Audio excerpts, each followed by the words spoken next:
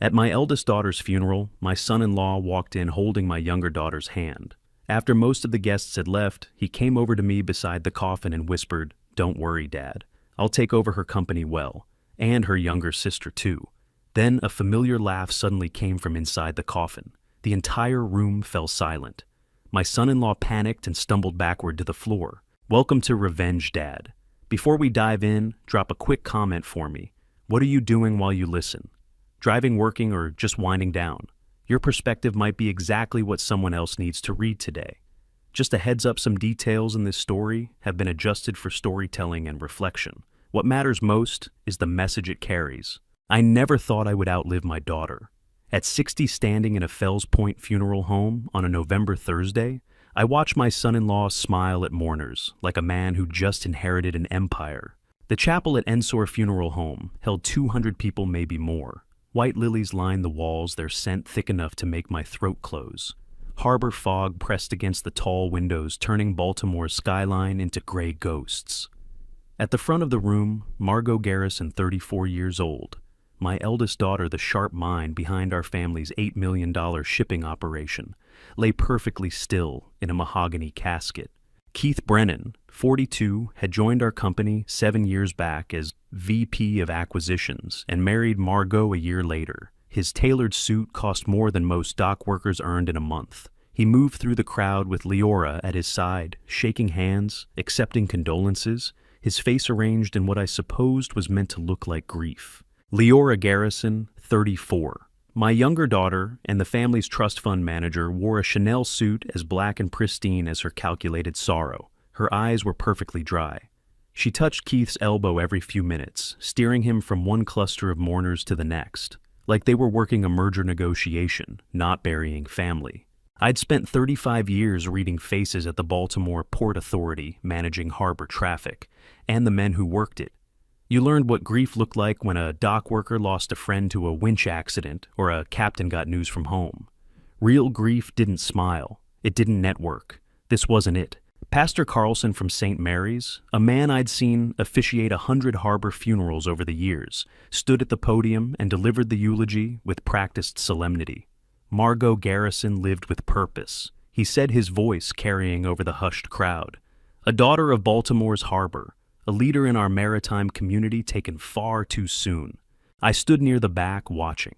Lyle Garrison, my younger brother at 63, stood beside me in his pressed three-piece suit, silver hair unchanged in 3 decades.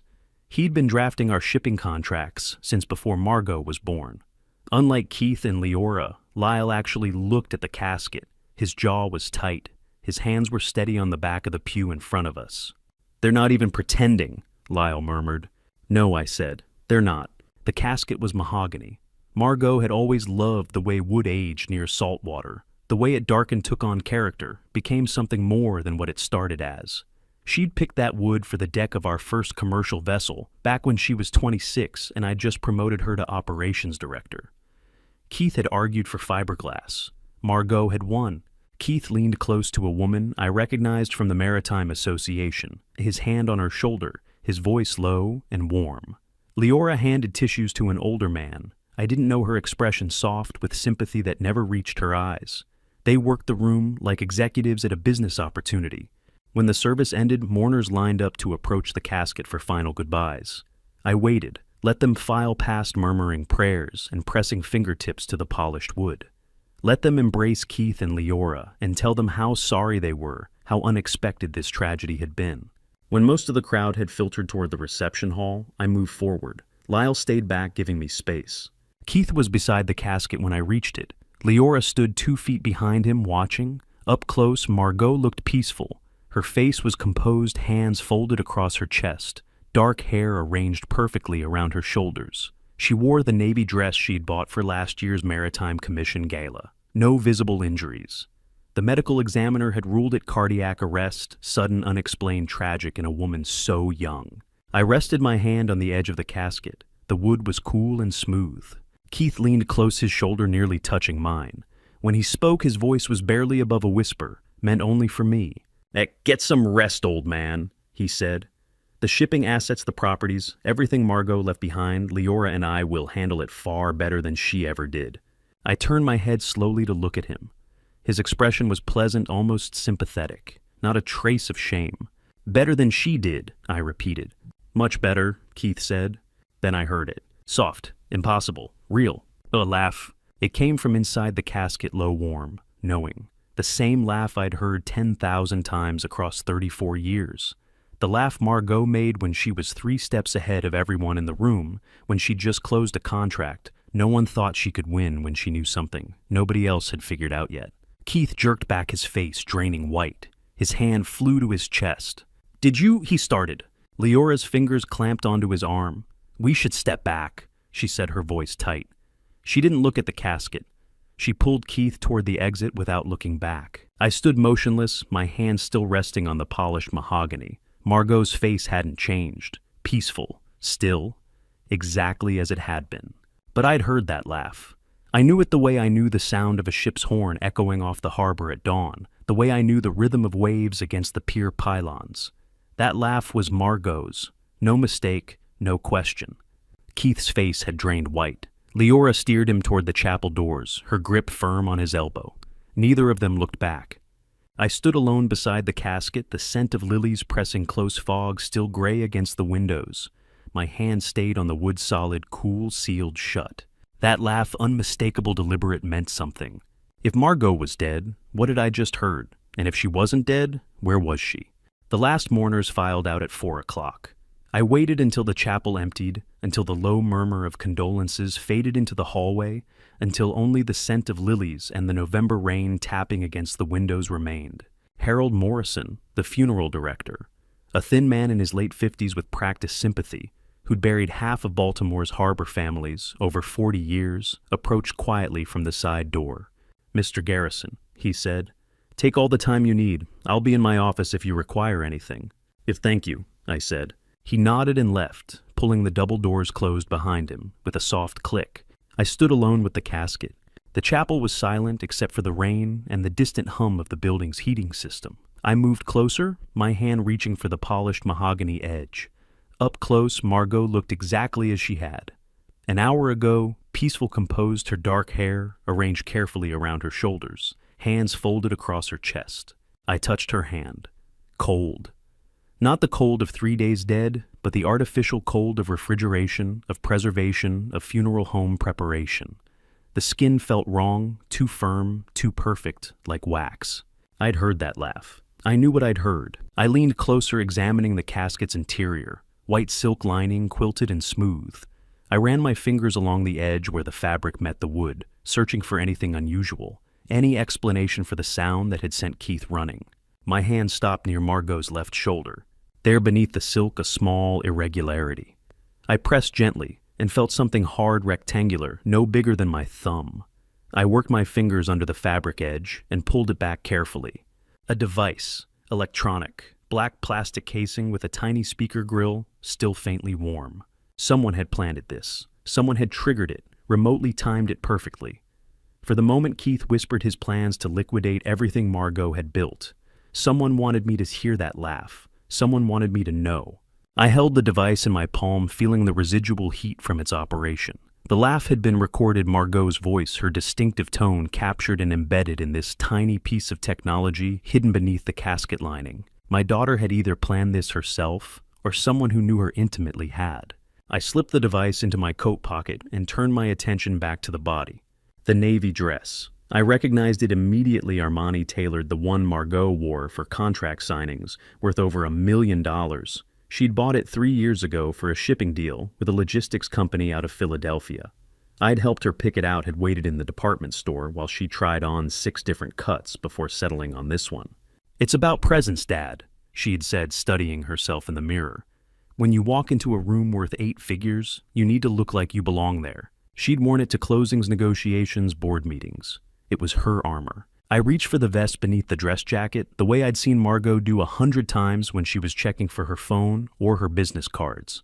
My fingers found the small interior pocket, paper, folded in quarters. I pulled it out carefully, my heart hammering against my ribs. The paper was heavy stock cream-colored, the kind Margot used for personal correspondence. I unfolded it slowly. Handwriting, navy blue ink, Margot's distinctive script, the capital M, with its sharp angles the way her lowercase letters slanted just slightly to the right, the firm pressure of someone who'd signed 1,000 shipping contracts. 4 sentences, 23 words total. The person in this casket isn't me. Find out who they are, Dad. Port Covington, Unit 14. Come alone tonight. I read it 3 times, 4 times. The words didn't change. The woman in this casket isn't me. I looked down at the body. The face was Margot's, or close enough that 200 mourners had filed past without question, close enough that I'd stood here for 10 minutes studying it before finding the note. But now, knowing I could see the differences, the nose was slightly wider, the chin less pointed, the hands a fraction larger. Someone had prepared this person to look like my daughter. Someone had dressed them in Margot's clothes, arranged their hair the same way, presented them to Baltimore's maritime community as Margot Garrison, deceased at 34 from sudden cardiac arrest. And Margot, my actual daughter, had left me instructions. Port Covington, Unit 14. I knew Port Covington. Industrial district south of the harbor, mostly warehouses and cold storage facilities. Unit 14 would be a storage locker, probably at the main facility off Hanover Street. Come alone tonight.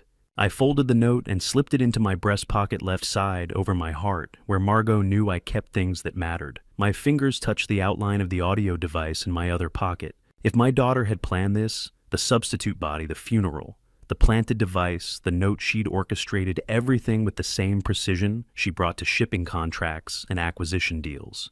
If someone else had planted these clues, if someone was using Margot's disappearance to manipulate me, then she was in danger I couldn't yet calculate.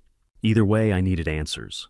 I touched the edge of the casket one more time, looking at the woman who wasn't my daughter. Someone had died. Someone had been prepared and presented as Margot Garrison. Someone's family might be searching for her right now, not knowing she lay in a Fells Point funeral home under a false name. "Who are you?" I whispered. The body offered no answer. Only the rain responded steady against the windows and the distant sound of Harold Morrison's footsteps in the hallway. I walked toward the chapel doors, my hand resting over the note above my heart. The November evening was settling into darkness outside, fog rolling in from the Chesapeake, the kind of weather that turned Baltimore's industrial district into a maze of shadows and sodium lights. Port Covington Unit 14 waited in that darkness. And if Margot was alive, she was waiting there too. If she wasn't, if someone else had written that note, planted that device, staged this entire performance, then I was walking into a trap. I pulled out my phone as I stepped into the rain-soaked parking lot. One call, one person I trusted absolutely. Lyle answered on the second ring. "I need you," I said. "Port Covington tonight. And Lyle, bring your notary seal. We might need to document what we find." Lyle met me at Johns Hopkins Hospital at 9. Friday morning, with 2 coffees and the look of a man who'd been awake as long as I had. We'd talked past midnight after I'd left the funeral home, and he'd convinced me to start with the official record before we went anywhere near Port Covington. Before we open any cold storage units, he'd said on the phone, his lawyer's instinct kicking in, "We need to understand what the paperwork claims killed your daughter." So here we stood in the medical examiner's office on a November morning that smelled like disinfectant and old coffee, waiting for the records clerk to pull Margot's file. Janet Kowalski, the medical records clerk, was a tired woman in her 50s who'd seen enough death certificates to know when something didn't add up. She brought the file to us in a gray conference room with fluorescent lights that hummed too loud and windows that looked out over the hospital parking garage. "This is what we have for Margot Garrison," she said, sliding the folder across the table.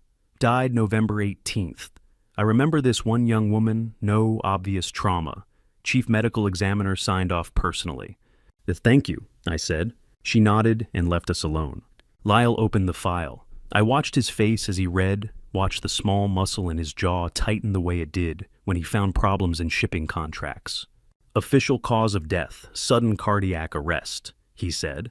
"Signed by Dr. Cassius Mercer, Chief Medical Examiner for Baltimore." The name hit me like cold water. Cassius Mercer. I knew that name. Not from medical circles or harbor business, but from somewhere personal, somewhere connected to Margot. "Mercer," I said. "I know that name." "At Chief M.E., Lyle said. "Been in the position about 8 years. Before that he was Hopkins faculty." I finished the memory clicking into place. Margot's undergraduate advisor. They stayed friends. She had dinner with him and his wife maybe twice a year. Lyle looked up from the file. Your daughter's death certificate was signed by her personal friend. That's either very convenient, I said, or very deliberate. Lyle turned the page. The attending physician's notes mention irregularities upon intake, but defer to Mercer's final ruling. Listen to this. Body temperature and rigor mortis advancement suggest timeline inconsistencies. Recommend further pathological examination. But Mercer's signature overrides it. No autopsy performed. Did Margot have heart problems? Lyle asked. Any history of cardiac issues? None, I said. She ran 3 miles every morning along the inner harbor, rain or shine. 15 years without missing more than a handful of days. Hearts like hers don't just stop. Lyle pulled another sheet from the file, the intake log from the hospital morgue. He studied it for a long moment, then slid it across to me. And look at the timestamp, he said. I read the entry. Body received November 18th, 2024, 23:47. Temperature upon intake 34.2 degrees Fahrenheit. Rigor mortis advanced stage 3. Delivered by Keith Brennan's spouse. 11:47 p.m., I said. Keith reported her dead at 9 o'clock. What took almost 3 hours? That's not the problem, Lyle said quietly. Look at the core temperature. 34.2 degrees Fahrenheit. I'd spent 35 years around Baltimore Harbor, knew what cold did to things, knew the temperature of refrigerated cargo holds and ice storage facilities. That's refrigeration, I said. The attending physician noted it. Lyle said, pointing to a handwritten comment in the margin. Body temp inconsistent with reported time of death. Rigor mortis accelerated. Recommend further examination. But Mercer shut it down. It's signed off within an hour of intake, Lyle confirmed. No autopsy, no additional examination, cause of death cardiac arrest. Case closed. I sat back in the plastic chair, the fluorescent lights buzzing overhead. Margot had supposedly died at home at 9 p.m. on November 18th. Keith had brought her body to Johns Hopkins nearly 3 hours later, and when she arrived, she was cold. Not the cold of death, but the cold of industrial refrigeration. She was kept somewhere, I said, between 9 p.m. and midnight, somewhere with temperature control, somewhere with the capacity to store a body, Lyle added, which narrows it significantly. Cold storage facilities, industrial freezers, medical. Port Covington, I said. Lyle nodded slowly. Your note said Unit 14, cold storage locker. The question is where she was really kept, I said. If the body delivered to Johns Hopkins was already refrigerated already in rigor mortis, then Margot died, or whoever this woman is, died hours before Keith reported it, and someone had access to facilities that could preserve her. Lyle closed the file carefully. If she wasn't at Johns Hopkins between 9 p.m. and midnight on the 18th, where was she? I thought about Margot's note folded in my breast pocket. Port Covington Unit 14. I thought about the substitute body in the mahogany casket, the audio device planted beneath the silk, the careful orchestration of the funeral. We've been asking the wrong question, I said. What do you mean? We keep asking if Margot is dead or alive, I said. But the medical evidence says someone died. Someone was refrigerated and delivered to Johns Hopkins on November 18th. Someone is in that casket at Ensor Funeral Home right now. So the question is, whose body did Keith deliver? I finished. Because if it wasn't Margot, then where is my daughter, and whose body are we burying tomorrow? Lyle looked at me across the sterile conference room, the manila folder between us, like evidence in a trial neither of us had prepared for. Port Covington, he said. This afternoon. This afternoon, I agreed. We left the hospital and walked into November fog that had rolled in from the Chesapeake, turning Baltimore's downtown into gray shapes and distant sounds. Somewhere in that fog, in an industrial district full of warehouses and cold storage facilities, Unit 14 waited. And if Margot was alive, if she'd orchestrated this elaborate deception, planted clues left me breadcrumbs to follow, then she was waiting there too. If she wasn't, if someone else had staged this, then I was about to discover exactly how deep the conspiracy against my daughter went. Port Covington in November is all cargo containers and fog. Lyle and I pulled into the cold storage facility at 2 that afternoon. The address from Margot's note leading us past chain link fence into a warren of refrigerated warehouses where nobody asks questions about what gets stored or how long. The main office was a squat concrete building with security cameras pointed at the gate. We drove past it without stopping, following the numbered units deeper into the complex. Rows of identical metal doors stretched into the fog, each marked with stenciled numbers. Unit 14 was in the back row, tucked between an empty unit and one marked with a seafood distributor's logo. I parked and cut the engine. Through the windshield, fog swirled around sodium lights that were already glowing despite the afternoon hour. The temperature had dropped since we left Johns Hopkins.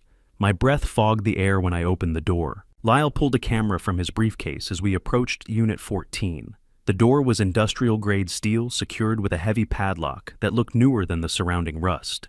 "Before we open it," Lyle said, raising the camera, "I'm documenting everything. If this is what I think it is, the FBI will need clean evidence." He photographed the lock, the door, the unit number, the surrounding area. Flash after flash cut through the fog. I weighted my hand in my coat pocket, feeling the weight of the small brass key that had been taped inside Margot's note. "Whenever you're ready," Lyle said. I stepped forward and fitted the key into the padlock. It turned smoothly oiled, recently maintained. The lock clicked open. "Margot left this for me," I said. "Whatever's inside, she wanted me to find it." I pulled the lock free and lifted the unit's handle. The door swung outward on well-maintained hinges. Cold hit like a wall. Not November cold, but industrial refrigeration, the kind designed for cargo that needs to stay frozen for months crossing oceans. -4 Celsius, maybe colder. The air that rolled out carried the sharp chemical scent of preservatives and the metallic tang of refrigeration coils. Lyle found the light switch. Fluorescent tubes flickered to life overhead, revealing a space maybe 10 feet by 12. Bare metal walls, frost on the floor, and on an aluminum platform in the center of the unit, a body. A young man laid out with the same care someone had used for the woman in Margot's casket. Dark suit, white shirt, hands crossed over his chest. His face was peaceful eyes, closed skin, pale from cold and death. Professional preservation. Deliberate positioning. "Dear God," I whispered. Lyle stepped inside, camera raised documenting everything. The flash reflected off frost-covered walls. I forced myself to move closer to look at the young man's face. I knew him, not well, not personally, but I'd seen him in the hallways at Garrison Maritime, passed him in the break room, signed payroll sheets with his name on them. I pulled a handkerchief from my pocket and carefully lifted the ID badge clipped to his suit jacket. The laminated card confirmed what I already knew. Daniel Oakes, employee number 3847, Compliance Department, Garrison Maritime. 29 years old, 3 weeks missing. Nobody filed a police report because Keith had told everyone Daniel took sudden family leave, gone home to Virginia to help his sick mother. We'd believed the lie because we had no reason not to. "Eugene," Lyle's voice was careful. "You know him?" "Daniel Oakes," I said. "He worked for us, Compliance Department, hired about 18 months ago, fresh out of Georgetown, with a degree in maritime law. Smart kid, thorough. Margot liked him because he actually read the regulations instead of just filing them." "When did he disappear?" 3 weeks ago, late October. I let the ID badge drop back against Daniel's chest. "Keith said it was family leave, emergency back home." Lyle was photographing the shelf mounted on the far wall. "There's an envelope here, addressed to you." I turned, a manila envelope sealed with one word written in navy blue ink across the front, "Dad." I recognized Margot's handwriting immediately. I opened the envelope carefully. Inside a USB drive and 3 photographs, professional quality, telephoto lens, time-stamped October 30th. The first photo showed Daniel Oakes sitting at an outdoor table at Rusty Scupper, the waterfront restaurant near the harbor. Across from him, Keith Brennan and Leora Garrison. Documents spread on the table between them, Keith's hand reaching for something Daniel was holding. The second photo, Leora checking her phone while Keith and Daniel talked. Daniel's expression was serious. Keith's was pleasant, friendly, the way he looked when closing a deal. The third photo, Daniel standing up from the table, documents in hand. Keith's expression had changed. No longer friendly, something harder.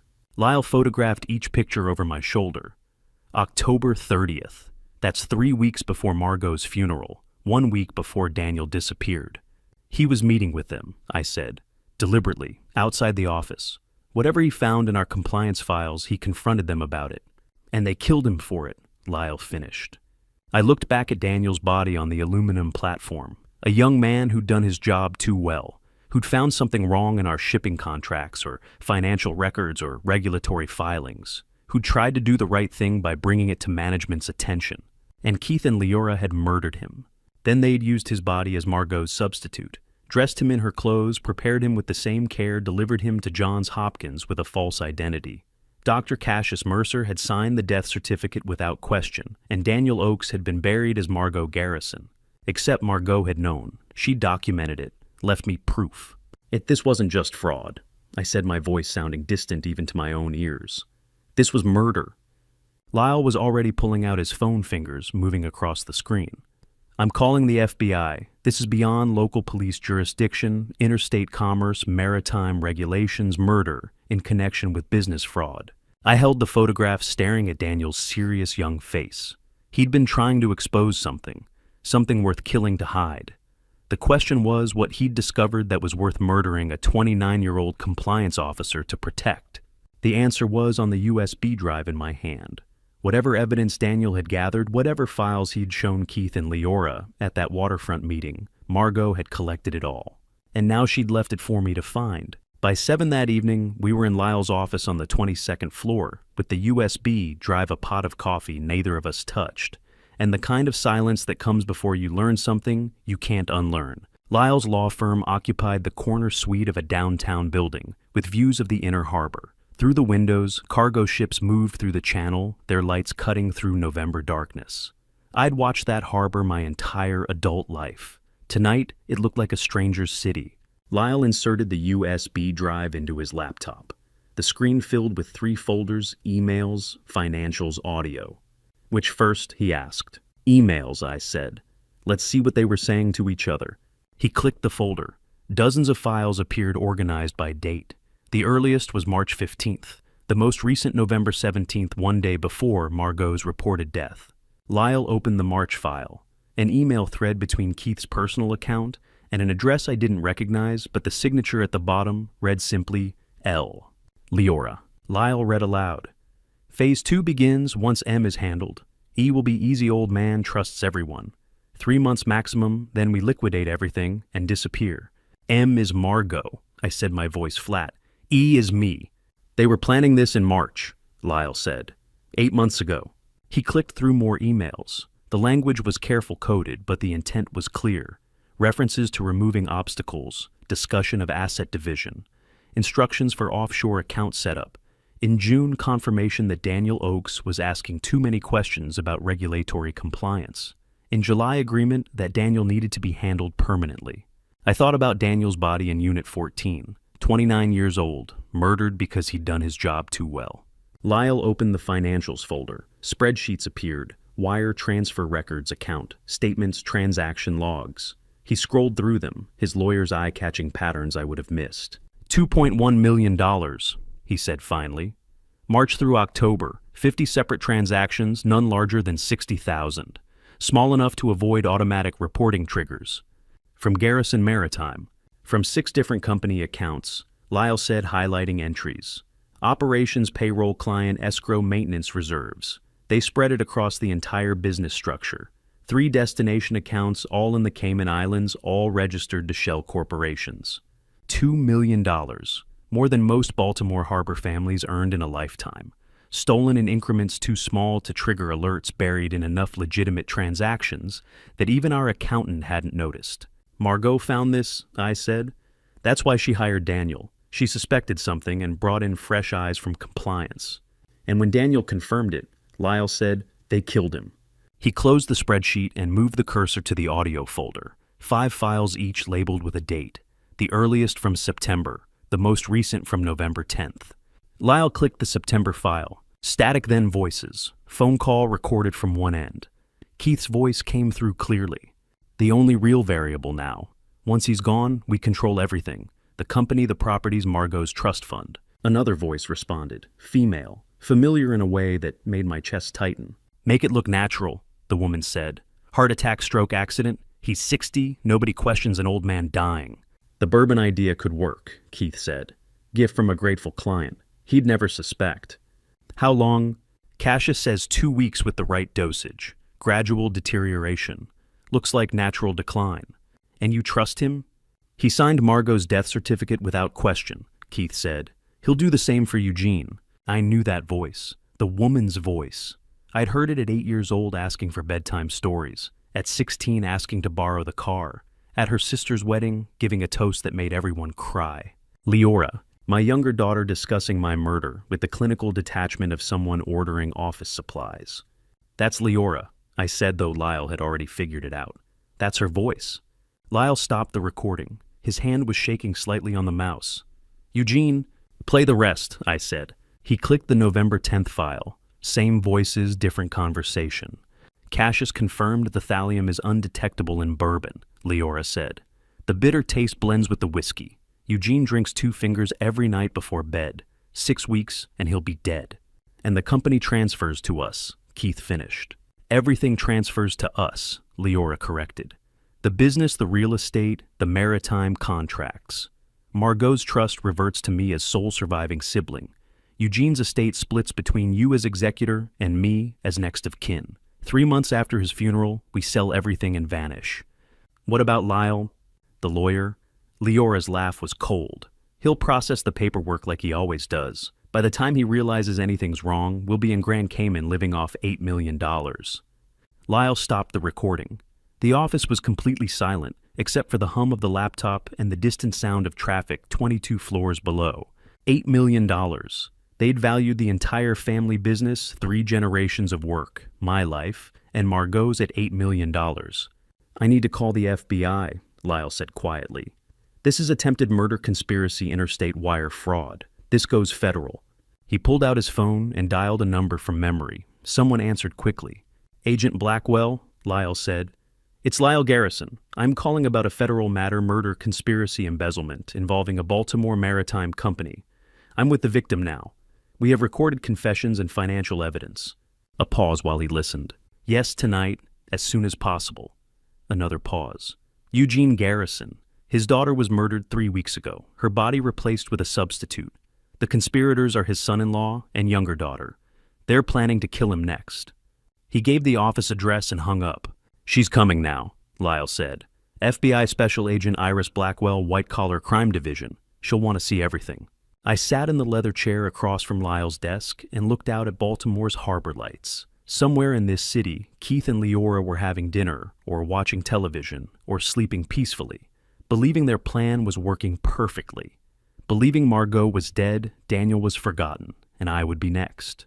They'd been planning this for 8 months, March through November, spring through fall, every Sunday dinner, every board meeting, every casual conversation, while they calculated how to steal everything I'd built and kill me to cover their tracks. And I'd seen nothing, believed every lie, trusted my own daughter to the point of blindness. Agent Blackwell arrived at Lyle's office past midnight. We spent 3 hours walking her through everything the USB drive, the photographs, Daniel Oak's body still refrigerated at Port Covington. She took notes, asked sharp questions, promised nothing except that she'd need time to build a prosecutable case. I went home at 3 a.m. to my Federal Hill apartment overlooking the harbor. Didn't sleep. Watched cargo ships move through the channel until dawn broke gray over the Chesapeake. The bourbon was still sitting on my kitchen counter, where it had been since Thursday afternoon. Pappy Van Winkle 23 year. The label alone was worth framing. The bottle cost what most dock workers earned in a month, $2,800 retail, the kind of whiskey you give someone you're trying to impress or someone you're trying to kill. The sympathy card was tucked under the bottle, cream-colored stock, with Keith's careful script, "For the grief old man, something to help you through the difficult days ahead." I stood in my kitchen Saturday morning, with harbor light coming through the windows, and stared at that amber liquid, remembered Keith's voice on the audio recording. The bourbon idea could work, gift from a grateful client he'd never suspect. Remembered Leora's cold response. Make it look natural, heart attack stroke. He's 60. No one questions an old man dying. The bourbon had arrived while I was at Margot's funeral. Keith had probably walked into my building with the same expression of sympathy he'd worn at Ensor Funeral Home, convinced every door attendant and neighbor that he was the grieving son-in-law bringing comfort to the bereaved father. I picked up the bottle carefully using a dish towel to avoid leaving new prints on the glass. On the windowsill above my sink, Margot's orchid sat in its ceramic pot. She'd given it to me 2 years ago for my 60th birthday. White blooms every spring, stubborn roots, the kind of plant that survives Baltimore winters on a third-floor apartment windowsill. I'd kept it alive through 2 years of sporadic watering and benign neglect. You see, Margot always said you were hard to kill, I told the orchid. Let's test that. I broke the seal on the bourbon bottle. The sound was crisp, satisfying. 23 years of aging released into my kitchen's morning air. The scent was oak and caramel, and something underneath I couldn't quite identify. Something bitter. I poured the entire bottle over the orchid's soil. $2,800 of premium whiskey disappearing into potting mix and roots. The soil darkened, saturated. Amber liquid pooled on the windowsill. If I was wrong, I just destroyed evidence and wasted expensive bourbon. If I was right, I just saved my own life. I set the empty bottle on the counter, pulled out my phone, and called Lyle. He answered on the first ring. Eugene, you okay? I need you at my apartment, I said. Bring a soil sampling kit and whatever contacts you have at toxicology labs, private ones that move fast. The bourbon, Lyle said immediately. The bourbon, I confirmed. He arrived within the hour carrying a leather bag that looked like something from a crime scene investigation kit. Probably was Lyle handled enough corporate fraud cases to have connections in forensic analysis. He photographed the bottle, the sympathy card, the orchid, the amber-stained soil, used tweezers to extract a soil sample into a sterile container, labeled everything with the same methodical precision he brought to contract negotiations. Don't touch it directly, he said, sealing the sample. If you're right about this, it's evidence. Chain of custody matters. Yet how fast can you get results, Steinburst? I know a private lab in Bethesda, Lyle said. They do rush testing for criminal defense attorneys. $500 gets you 36 hours. They'd do it, I said. Monday afternoon, Lyle called me from his office. The lab just sent results, he said without preamble. Thallium acetate, 180 milligrams per kilogram. I sat down slowly at my kitchen table. Through the window, the harbor was bright with November sunlight. Cargo ships, gulls, normal life continuing around me while Lyle explained how close I'd come to dying. How long would I have had? I asked. 72 hours, Lyle said. Maybe less, depending on dosage and your body weight. The lab says this concentration would have been lethal in a single glass. Death would present as cardiac arrest, irregular heartbeat, chest pain, respiratory failure. No autopsy would flag it unless someone specifically tested for thallium. Which they wouldn't, I said. Because I'm 60 years old and just buried my daughter. Heart attack would be expected. Keith was counting on it, Lyle confirmed. I looked at Margot's orchid on the windowsill. The leaves were already browning at the edges, curling inward like tiny fists. The white blooms from last spring were long gone. The new buds that had been forming would never open. 1 glass, 72 hours. No questions asked. Agent Blackwell needs to see this, Lyle said. The bottle, the card, the toxicology report. This is attempted murder with physical evidence. Oh, bring her the report, I said. I'll photograph the orchid every day, document the deterioration. Eugene, are you safe there? If Keith realizes the bourbon didn't work, he doesn't know I didn't drink it, I said. As far as he's concerned, I accepted his sympathy gift like a grateful fool. He's probably waiting for the phone call saying I had a heart attack. If that makes you more dangerous to him, not less, Lyle said. You're a witness who's still breathing. Then we move fast, I said. How long does Blackwell need? She said a week, maybe 2. Building a federal case takes time. Tell her she has 5 days, I said.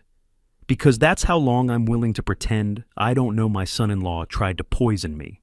I hung up and stood at my kitchen window, looking out at the harbor that had been my home for 60 years. The orchid's leaves were completely brown now, the stems drooping, dead or dying from a single bottle of bourbon that should have killed me instead.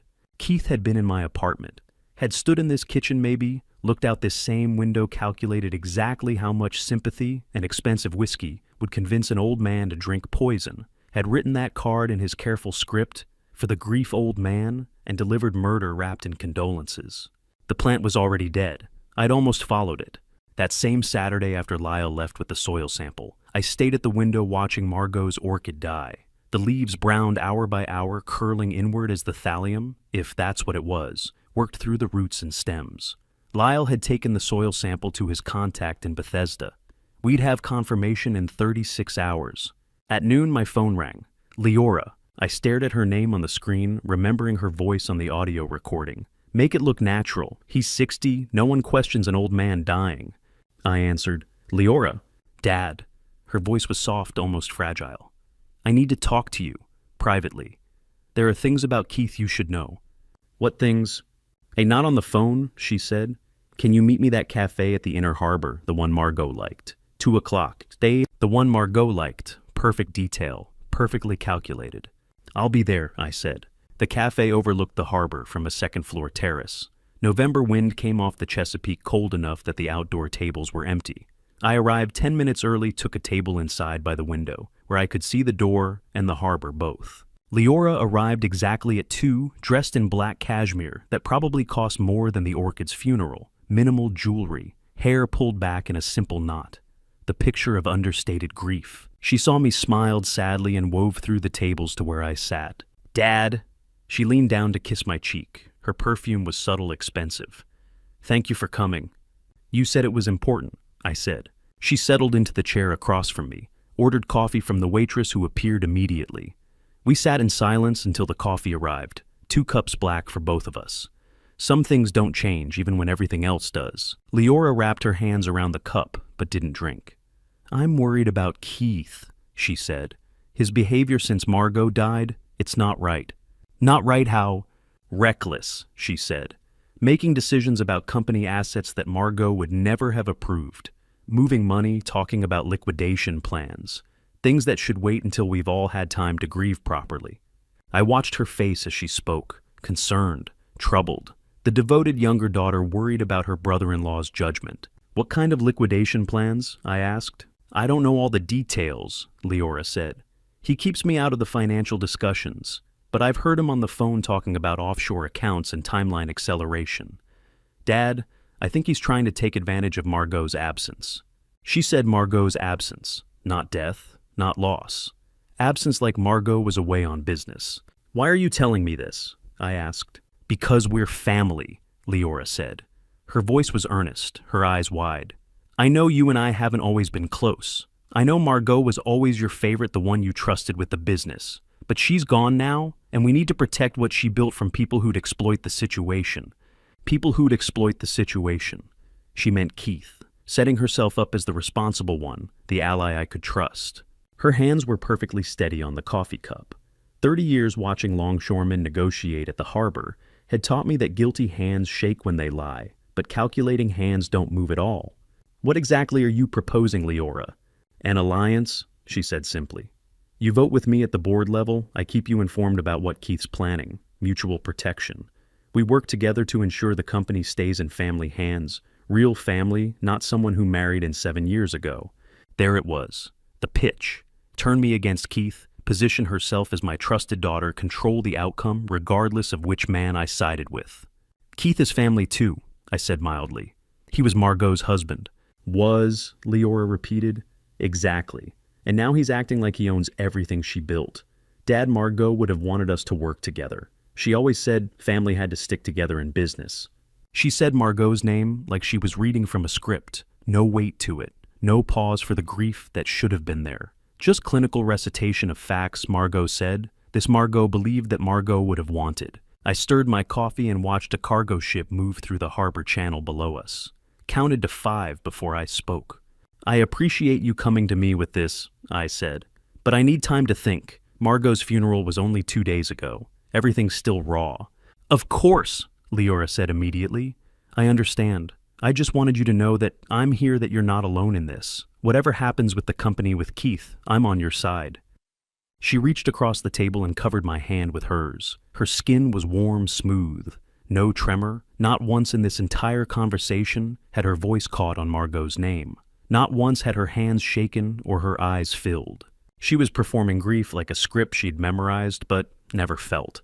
Think about what I said, Leora continued, withdrawing her hand.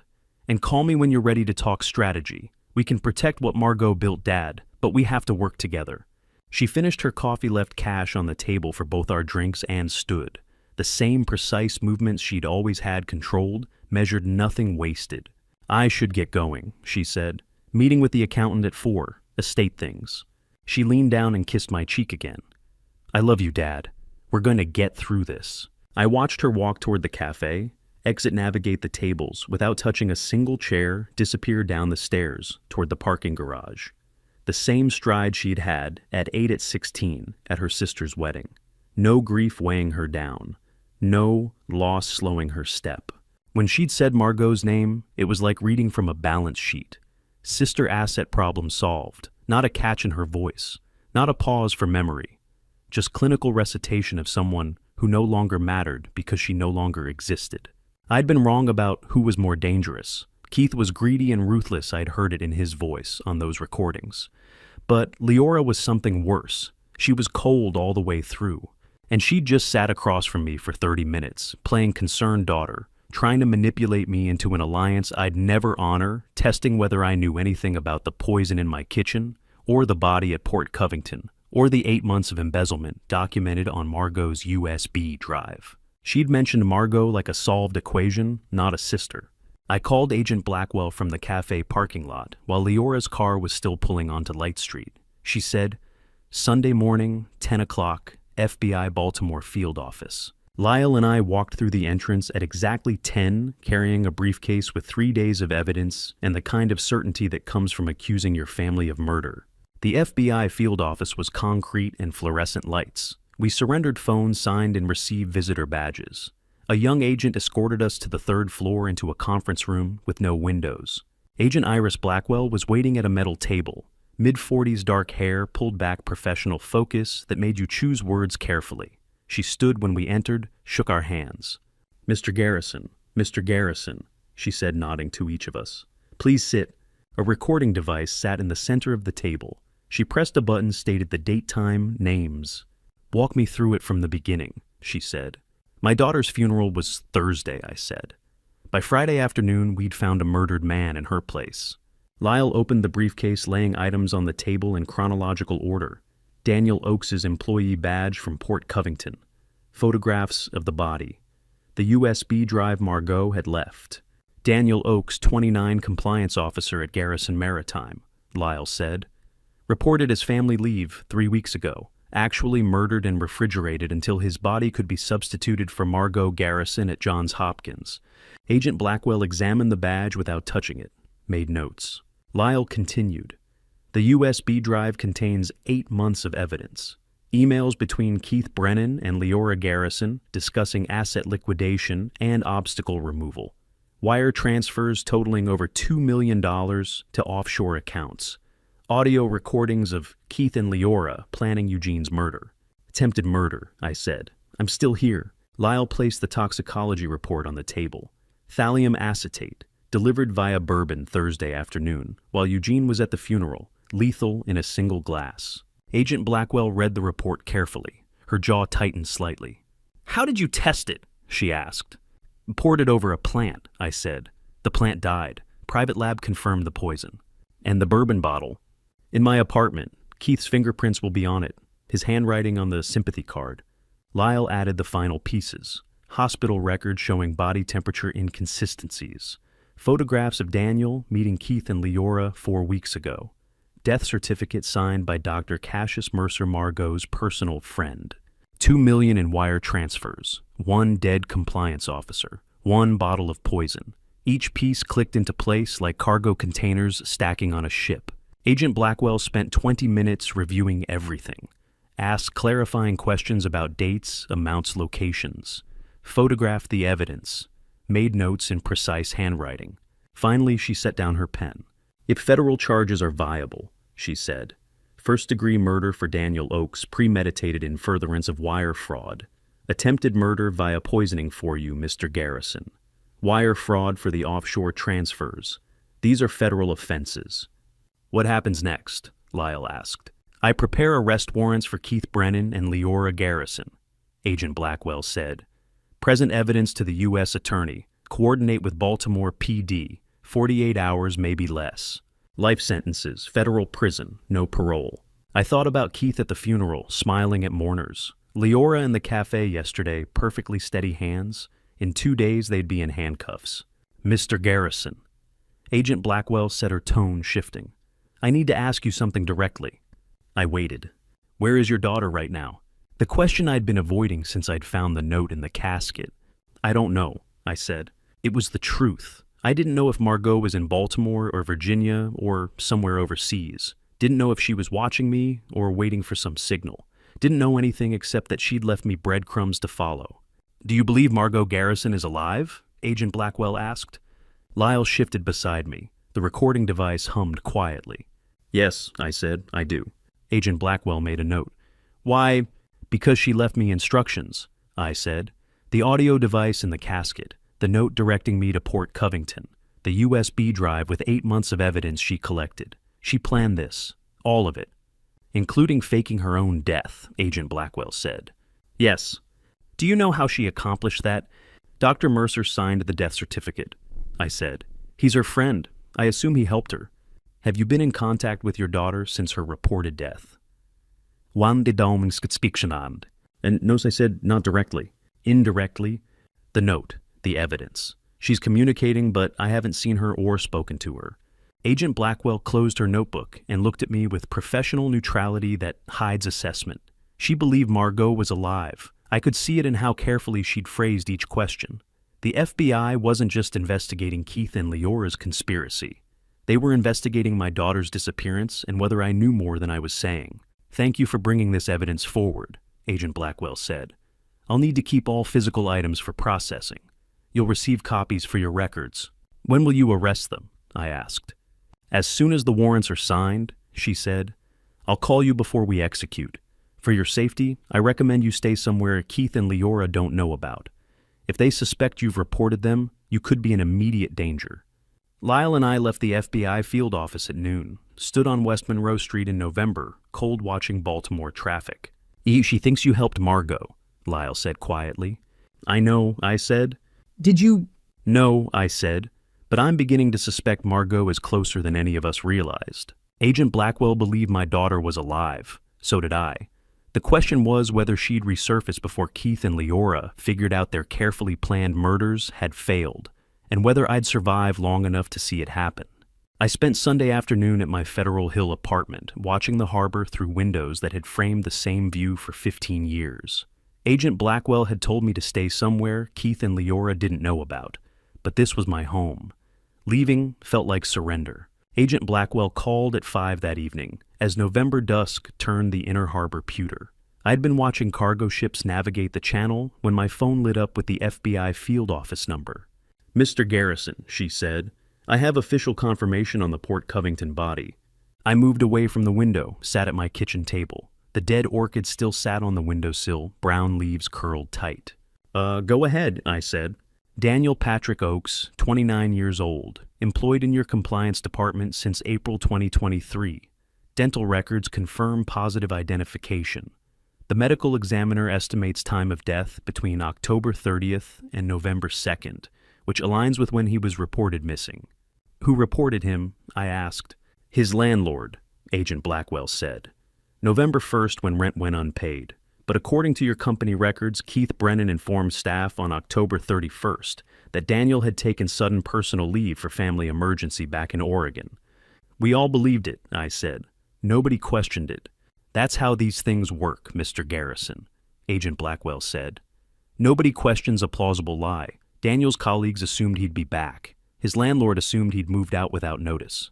By the time anyone realized something was wrong, he'd been dead 3 weeks. I thought about Daniel's desk at Garrison Maritime, compliance department 3rd floor near the window overlooking the parking lot. I'd walked past it 100 times in the last 3 weeks. Never once wondered where the young man who worked there had gone. What about his family? I asked. No immediate family, Agent Blackwell said. Parents deceased both died in a car accident when Daniel was 22. No siblings. His emergency contact was a college roommate in Portland who hadn't spoken to him in 6 months. No family to notify, no parents waiting for a call that wouldn't come, no siblings wondering why he'd gone silent, just a landlord wondering why the rent stopped and a desk at Garrison Maritime that nobody thought to question. He died alone, I said. Yes, Agent Blackwell said quietly. He did. Cargo ships moved through the harbor below my window, oblivious to conversations about dead compliance officers and murdered sons who nobody missed. The world kept moving while people vanished. "There's more," Agent Blackwell said. Daniel contacted a whistleblower attorney on October 28th, firm out of D.C. that specializes in maritime fraud cases. He told them he had evidence of systematic embezzlement at Garrison. Maritime requested a meeting to discuss protective measures before filing formal complaints. October 28th, the same week Margot had photographed him meeting Keith and Leora at Rusty Scupper. "He was trying to do this the right way," I said. "Yes," Agent Blackwell confirmed. He scheduled an in-person meeting with the attorney for November 3rd. He never showed. The attorney's office called his cell phone, twice left messages. When he didn't respond, they assumed he'd changed his mind. Young whistleblowers get scared back out. It happens. And 2 days after he contacted the attorney, Keith called that meeting. I said, October 30th, Agent Blackwell said. The photographs from Margot's USB show Daniel, Keith, and Leora at Rusty Scupper from approximately 6 to 7 p.m. We believe that's when Keith learned about the attorney about Daniel's evidence. The meeting was to silence him. October 30th to November 1st. 3 days to kill a man and hide him in cold storage. How did they do it? I asked. Medical examiner found thallium in tissue samples, Agent Blackwell said. Same poison as the bourbon. We believe Keith gave it to Daniel at that meeting, probably in a drink easy to disguise in alcohol. Daniel would have gone home sick, gotten progressively worse over 48 hours, died alone in his apartment. Keith had access to Port Covington through Garrison Maritime contracts. Easy enough to move a body in the middle of the night. I closed my eyes, saw Daniel sitting across from Keith and Leora, earnest young compliance officer, trying to do his job, trying to report fraud through proper channels. Drinking whatever Keith offered, going home, dying alone while Keith waited to use his body as part of Margot's disappearance. The attorney Daniel contacted, I said, "Do they still have his evidence?" "No," Agent Blackwell said. "He never delivered it. Whatever files he had, Keith took them, probably destroyed them. But we have Margot's USB drive with the same information. Daniel's death won't be meaningless." "Oh, when do you arrest them?" I asked. "Warrants will be ready Tuesday morning," Agent Blackwell said. "We'll execute at 6 a.m., simultaneous at Keith's residence and Leora's condo. Federal agents, Baltimore PD backup. First-degree murder, conspiracy, wire fraud, attempted murder of you. They'll be arraigned Tuesday afternoon. Tuesday morning, 48 hours. Then Keith and Leora would wake up to federal agents at their doors, would be read their rights, would be processed and photographed and locked in holding cells downtown. Mr. Garrison," Agent Blackwell said, "until then, be careful. If Keith or Leora suspect anything..." "I'll be careful," I said. After she hung up, I stood at my window, watching harbor lights flicker on as darkness settled over Baltimore. Daniel Oakes had been 29 years old, alone in a city where nobody noticed when he vanished trying to do the right thing through legal channels while my son-in-law planned his murder. He'd contacted an attorney, followed proper procedures, believed the system would protect him if he just reported the fraud correctly. And Keith had poisoned him, used his body to fake my daughter's death, left him refrigerated in a storage unit like cargo waiting for shipment. Tuesday morning, Keith and Leora would be arrested. But Daniel would still be dead, and somebody needed to remember that he'd tried. Somebody needed to make sure his death meant something. A young man tried to do the right thing. He deserved better than silence. Monday morning, I called 3 maritime industry publications and Daniel Oakes College Alumni magazine, left my name and number, said I had information about a young compliance officer who died trying to expose corporate fraud, said his name deserved to be in print, not buried in an FBI case file. Then I put on a suit and drove to Garrison Maritime for the emergency board meeting Keith had called. Monday at 2 o'clock, Keith Brennan stood at the head of the boardroom table presenting transition documents 24 hours before FBI agents would walk him out of this building in handcuffs, though he didn't know that yet. The boardroom overlooked the harbor from 12 floors up. Floor-to-ceiling windows, mahogany table that seated 16, the same view of cargo ships and channel markers I'd watched for 35 years. Keith stood where I used to stand, presenter's position, the spot that commanded attention. He'd brought a thick binder, transition plan he called it. Professional binding tabs for every section, the kind of document that looked official because someone had spent money making it look official. The transition plan honors Margot's vision while positioning us for growth. Keith said, his voice carrying the confidence of a man addressing his own company. As her spouse, I'm committed to stewarding what she built. Board members sat around the table. Faces I'd known for years, CFO operations director, 3 external board members who represented minority investors. They listened with the careful attention people give to whoever's currently in charge. Leora sat 2 seats from Keith, dressed in charcoal gray, her notebook open but empty.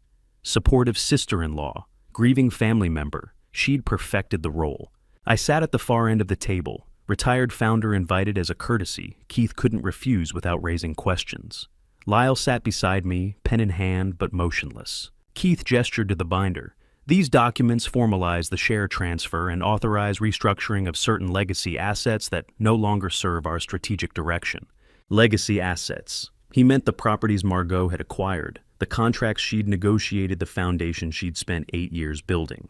Timeline for implementation, one of the external board members asked. Immediate, Keith said. Markets reward decisiveness, not hesitation. Margot understood that. She'd want us moving forward, not paralyzed by grief. He said Margot's name like a man who'd loved her, not like a man who'd conspired with her sister to steal everything she'd built, not like a man who'd murdered a 29-year-old compliance officer and tried to poison her father. I watched him present slides about operational efficiency and strategic realignment, watched him smile at board members who asked questions, watched him invoke my daughter's memory to legitimize taking control of her life's work. 24 hours. That's all I had to wait. We're grateful for your presence, Eugene, Keith said, turning to acknowledge me. Your decades of leadership built the foundation we're honored to build upon. I know these technical details might be overwhelming, so please don't feel obligated to engage with every aspect of the transition. Patronizing concern, gentle dismissal of the old man who'd built this company from a single dock supervisor position 35 years ago. I'm just here to observe, I said. Of course, Keith said. Your wisdom is always welcome. He turned back to the presentation, clicked through more slides, talked about modernization and competitive positioning. The board members nodded along, asked clarifying questions about timeline and implementation. Lyle's pen stayed motionless on his notepad. He'd written nothing, just sat beside me, another witness to Keith's performance. Keith distributed signature pages.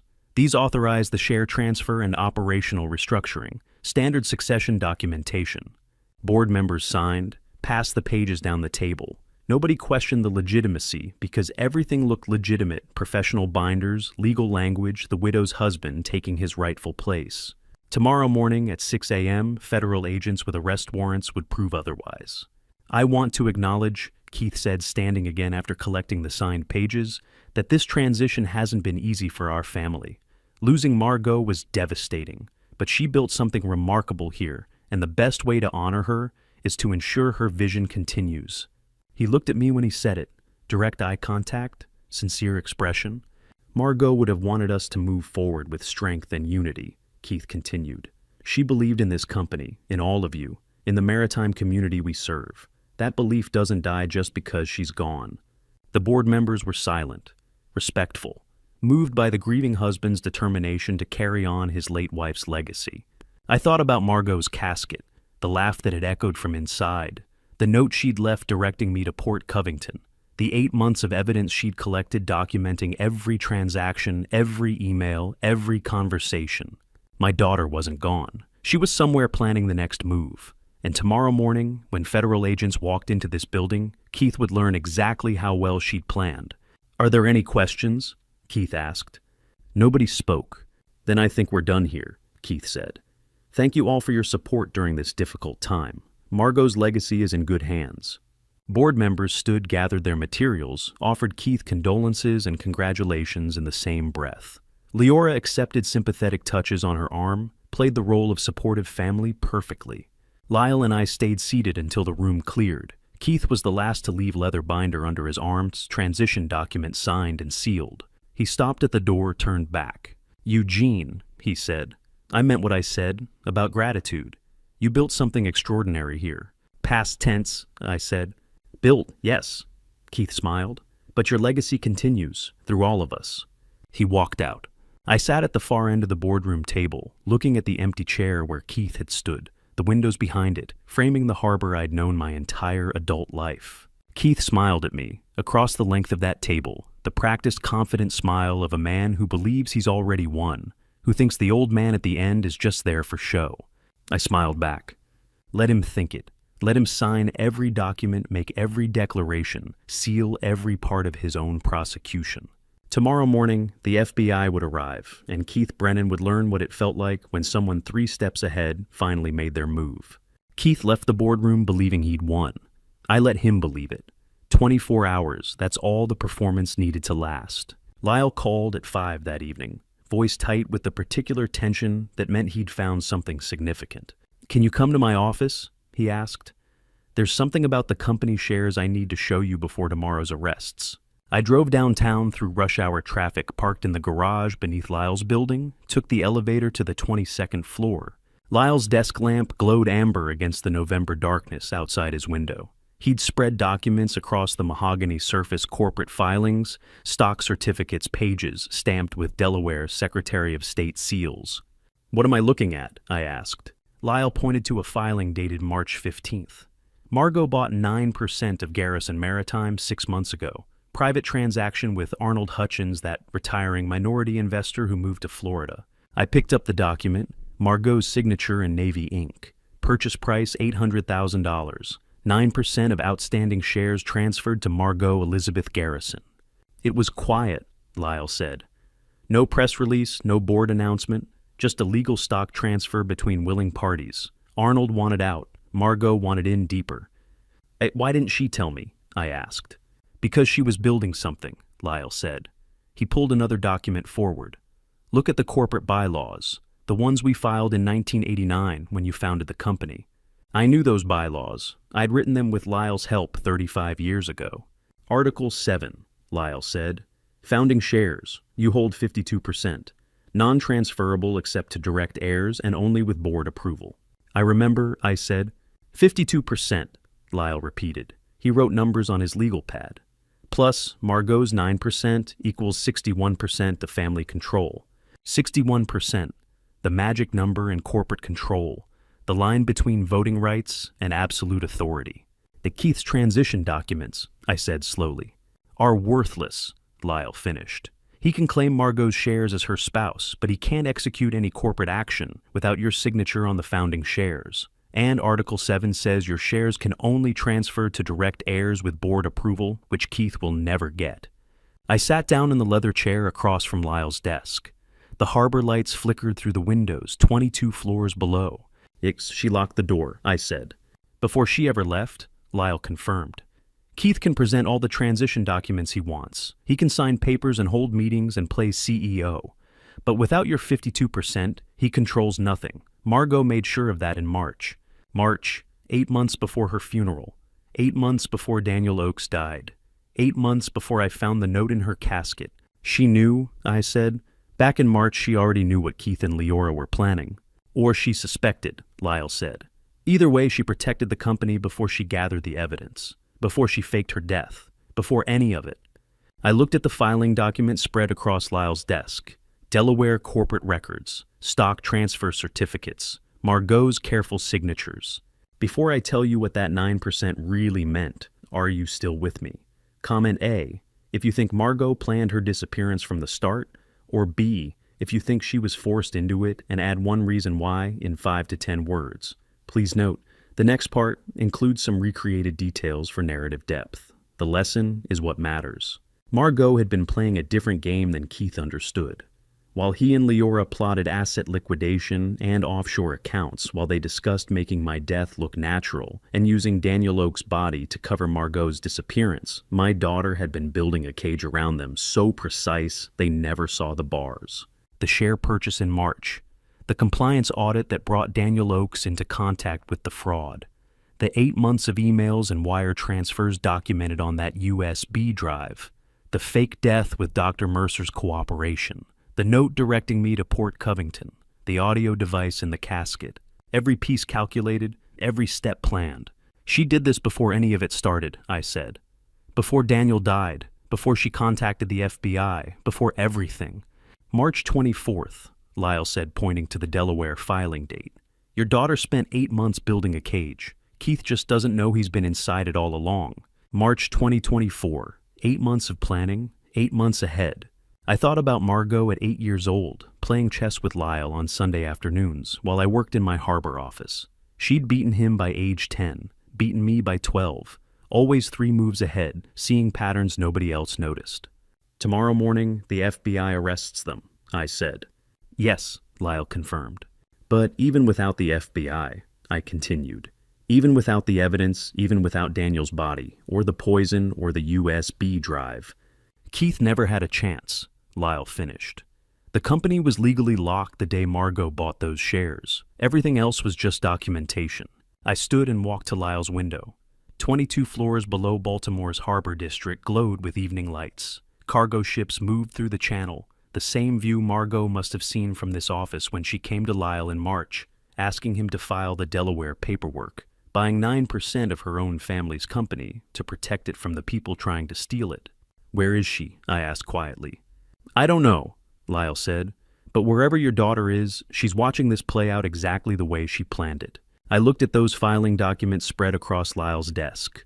March dates, Margot's signature in navy ink, the careful legal architecture of a woman who knew exactly what was coming and built accordingly. She'd been 3 steps ahead from the very first day, and I was only now seeing the board she'd been playing on. Tomorrow, Keith would be arrested for murder and conspiracy. But even without the FBI, even without Agent Blackwell and federal warrants and Daniel Oakes's body in Port Covington, Keith never would have won. Margot had made sure of that before she ever disappeared. I didn't sleep Monday night. Kept thinking about Margot's signature on those Delaware filings, the precision of her planning, the fact that she'd been building defenses in March while Keith and Leora were still plotting their conspiracy. 3 steps ahead, always. Lyle called at 7 Tuesday morning hours before the FBI arrests with one more piece of the puzzle, and it explained everything I'd seen in Leora's eyes at that waterfront cafe. I found something, he said without preamble. Leora's banking records. My contact at the compliance firm flagged an offshore account. I was standing at my kitchen window watching Tuesday's pale light spread across the harbor. Go ahead. Cayman Islands account opened 6 months ago, Lyle said. But not under Leora Garrison. She used her mother's maiden name, Leora Merchant. Francine Merchant was your late wife's name before you married. I remembered Francine's family, Baltimore shipping people old money that had mostly evaporated by the time we met. The Merchants had been respectable once. Leora using that name was deliberate respectability and anonymity combined. How much, I asked. The account structured for a $3.2 million wire transfer from multiple sources, Lyle said. Garrison Maritime operating accounts. The Cayman embezzlement Keith set up, probably Keith's personal accounts too, if she could access them. When there's a one-way first-class ticket booked for Friday, November the 29th at 9 a.m., Baltimore to Miami, Miami to Grand Cayman, private banking relationship already established with Credit Suisse Cayman. Friday morning. 3 days from now. 3 days after yesterday's board meeting, where Keith had signed his transition documents with absolute confidence. And she opened the account in March, I said slowly. March 14th. Lyle confirmed. Same week Margot bought those company shares. Your daughters were both making moves at the exact same time, just in opposite directions. Margot protecting the company, Leora planning her escape. Where did she think she'd get $3.2 million? I asked. Lyle's voice was grim. Garrison Maritime accounts that Keith gave her access to. The offshore money they'd already embezzled. Maybe Keith's personal accounts. She had his passwords, his access codes. She was giving herself exactly 3 days after yesterday's board meeting to liquidate everything and disappear. $3.2 million. Not half of what Keith thought they'd stolen together. Not a fair split between partners. Everything she could extract before vanishing. Keith doesn't know, I said. I doubt it. Lyle agreed. He thinks they're partners. Thinks they're building a new life together once they've stolen your company and eliminated you. He has no idea his partner booked a one-way ticket without him. I thought about that cafe meeting, Leora's steady hands wrapped around her coffee cup, her clinical discussion of Margot's name, her offer of alliance against Keith, testing whether I'd be useful or dangerous, whether I suspected anything or could be manipulated. When neither option worked, she'd simply proceeded with her escape plan. She was never planning to share anything with Keith, I said. He was always the one who'd take the fall. Yes, Lyle said quietly. And call Agent Blackwell, I said. Passport block for Leora Garrison also goes by Leora Merchant. Flight Friday to Grand Cayman. Send her everything you have. Already composing the email, Lyle said.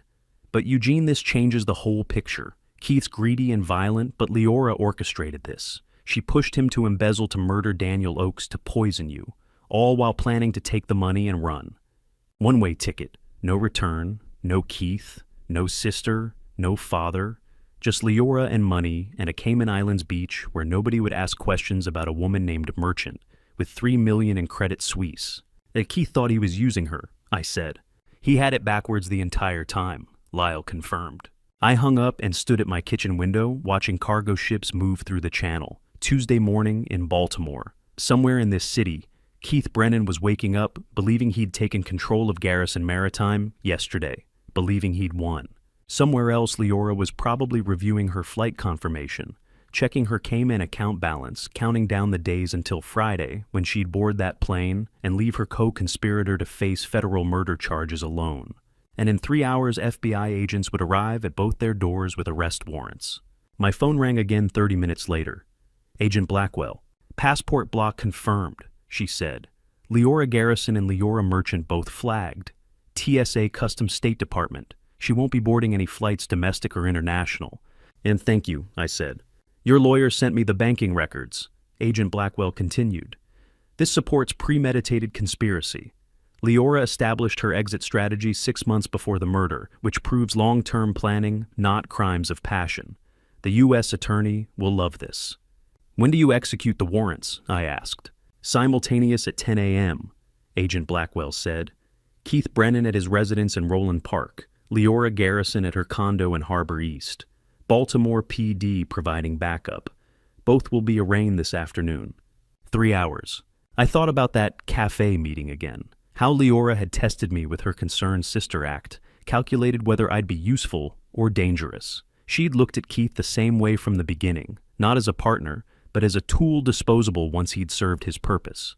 Keith was greedy and violent. He'd murdered Daniel Oakes and tried to poison me. But Leora was something worse. She was patient, methodical, utterly without attachment. She'd orchestrated everything while keeping her hands clean, planned to watch her sister's husband arrested for murder while she sipped champagne at 30,000 feet. She'd viewed Keith as disposable from the start, and in 3 hours both of them would learn what it felt like when the careful plans collapsed. The FBI executed the warrants at 10 that morning. Agent Blackwell called 30 minutes later to confirm Keith Brennan and Leora Garrison, both in federal custody arraignment, scheduled for 4 p.m. I thanked her and hung up. Then I drove to Ensor Funeral Home to sign the paperwork that would cremate the woman who wasn't my daughter. I was signing the final cremation authorization when a woman brought me coffee I never ordered black. No sugar, exactly the way I'd taken it for 40 years. Harold Morrison's office smelled like furniture polish and the flowers from downstairs. Late afternoon light came through the windows overlooking the parking lot. The funeral director sat across from me, reviewing the death certificate one more time. His practice sympathy unchanged from a week ago when this had all started. The cremation will take place tomorrow morning, Harold said, turning pages in the file. You'll receive the ashes within 48 hours. We use Atlantic Cremation Services, very professional, very dignified. I nodded, signed where he indicated, initialed the acknowledgement that I understood cremation was irreversible. Daniel Oakes would finally get a proper burial. His name would be restored. The young compliance officer who'd tried to do the right thing would no longer be mistaken for my daughter. I know this is difficult, Harold continued, his voice carrying the weight of 40 years conducting these conversations. Signing these forms feels very final. It is what it is, I said. A knock at the door interrupted us. I looked up. A woman in a Navy uniform entered carrying a small tray with 2 coffee cups. Young, maybe late 20s or early 30s, dark hair pulled back in a simple knot. The kind of unremarkable professional appearance that helped people blend into service roles. Coffee, gentlemen, she said quietly. Her voice was soft, almost apologetic. Compliments of the house. She set a cup beside Harold, then placed the second cup on the desk in front of me. Steam rose from the dark liquid. Just the way you like it, sir, she said without making eye contact. I stared at the coffee. Black. No cream, no sugar. Exactly how I'd been drinking it since I was 20 years old, working dawn shifts at the Baltimore docks. I didn't order coffee, I said. The woman was already moving toward the door. Courtesy service for family appointments. Is there anything else you need? No, Harold said, picking up his own cup. Thank you. She walked out, closing the door softly behind her. I looked at Harold. You provide coffee service for cremation paperwork. He paused, cup halfway to his lips. We don't actually. That's unusual. Must be one of the new staff being overly attentive. I looked at the coffee, black, no sugar, the way I'd taken it for 40 years. The way Margot had learned to make it when she was 12 years old, bringing me coffee at my office on Saturday mornings, when she'd come to work with me at the harbor. Someone knew. Someone had been watching. Harold continued reviewing the final forms. I signed where he indicated my hand steady, despite the sudden hammering of my heart. That should complete everything, Harold said. Unless you have questions about the memorial service timeline, or... I'm fine, I said. Thank you. I stood, gathered my copy of the cremation authorization. Harold stood as well, offering his hand. Again, my deepest condolences, he said. If there's anything else the family needs... We appreciate everything, I said. I walked toward the door, opened it. The woman in the Navy uniform was in the hallway collecting her tray from a side table. She looked up as I stepped out, then moved past me toward the stairs. As she passed, her hand brushed mine, not accidentally, deliberately.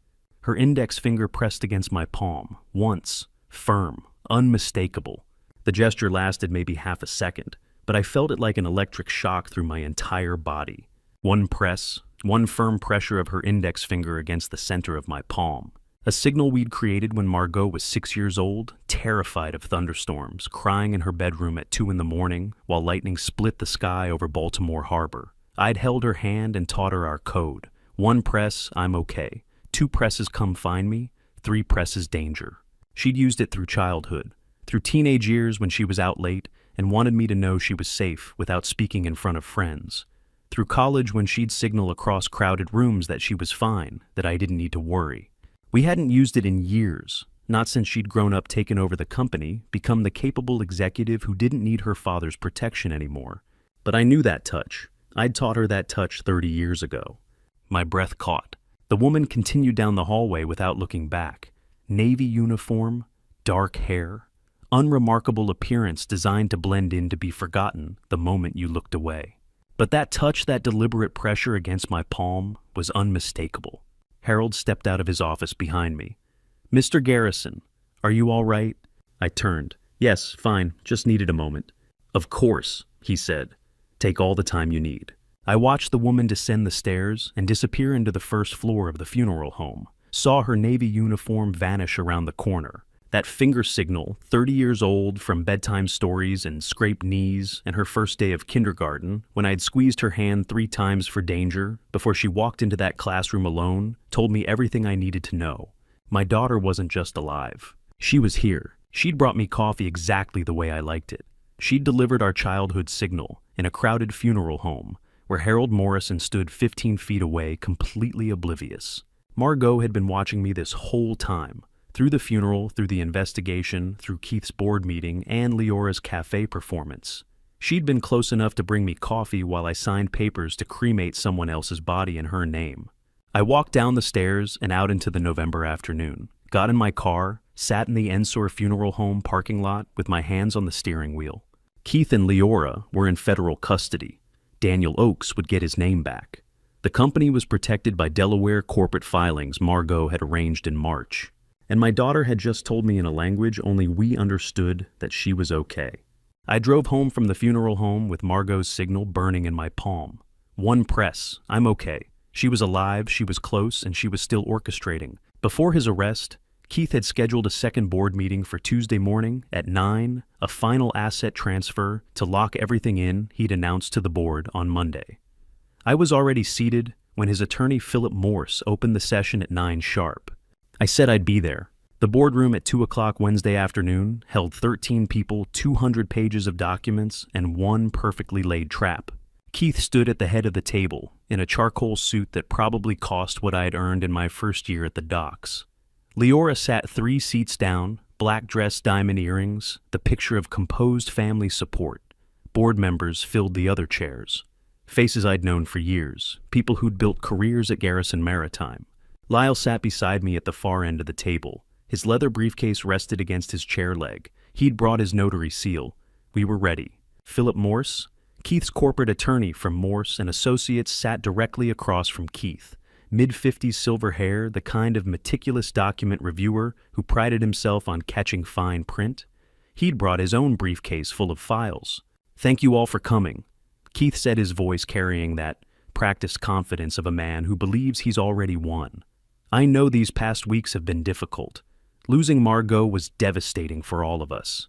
But she built something remarkable here, and the best way to honor her is to ensure strong leadership going forward." He gestured to the document packets in front of each seat. "These formalize the transition plan we discussed Monday. Asset transfers, operational authority, board restructuring. Everything Margot and I had discussed before her passing.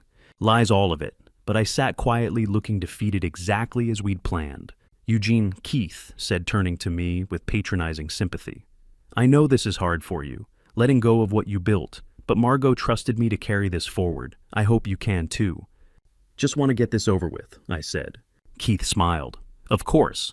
Phil, if you'd walk us through the documents." Philip Morse opened his briefcase, pulled out his own annotated copies. "I've reviewed everything. Standard succession documentation, asset transfer agreements, share assignments, operational authority delegation. All legally sound." "Then let's proceed," Keith said. The boardroom door opened. A young man in catering uniform entered, pushing a coffee cart. "Excuse me, gentlemen," he said quietly. "Refreshment service for your meeting." He moved around the table, placing cups at each seat. When he reached me, he set down a cup and said softly, "Black no sugar for Mr. Garrison." I looked at the cup, looked at the catering cart. The logo on the side, Harbor Hospitality Services. The same logo I'd seen at Enser Funeral Home 3 days ago, when Margot had brought me coffee and pressed our signal into my palm. She was still here, still watching, still 3 steps ahead.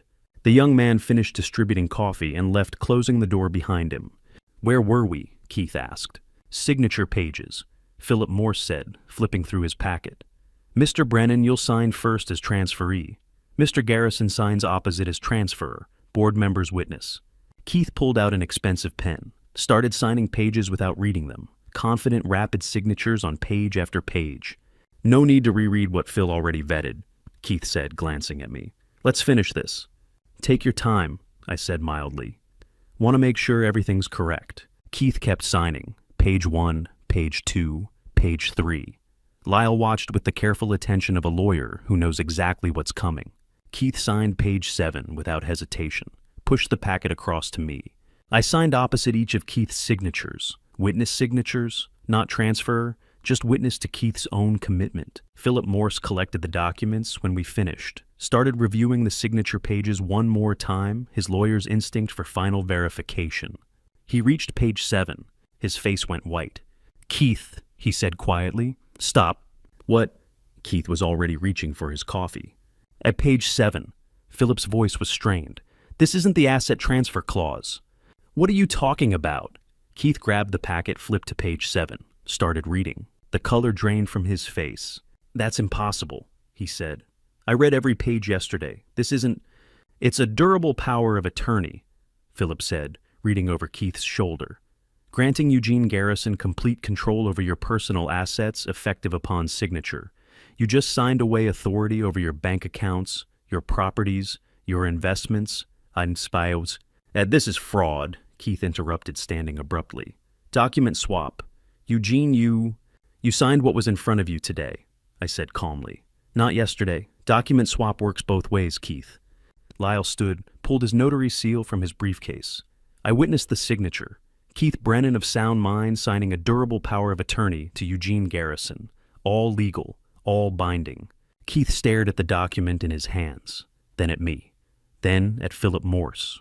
"This is fraud," Keith repeated. "I'll have you arrested. You signed it," I said. "Phil witnessed it. Legal and binding. Your own attorney verified the documents before you signed them." "The packet was different yesterday," Keith said, his voice rising.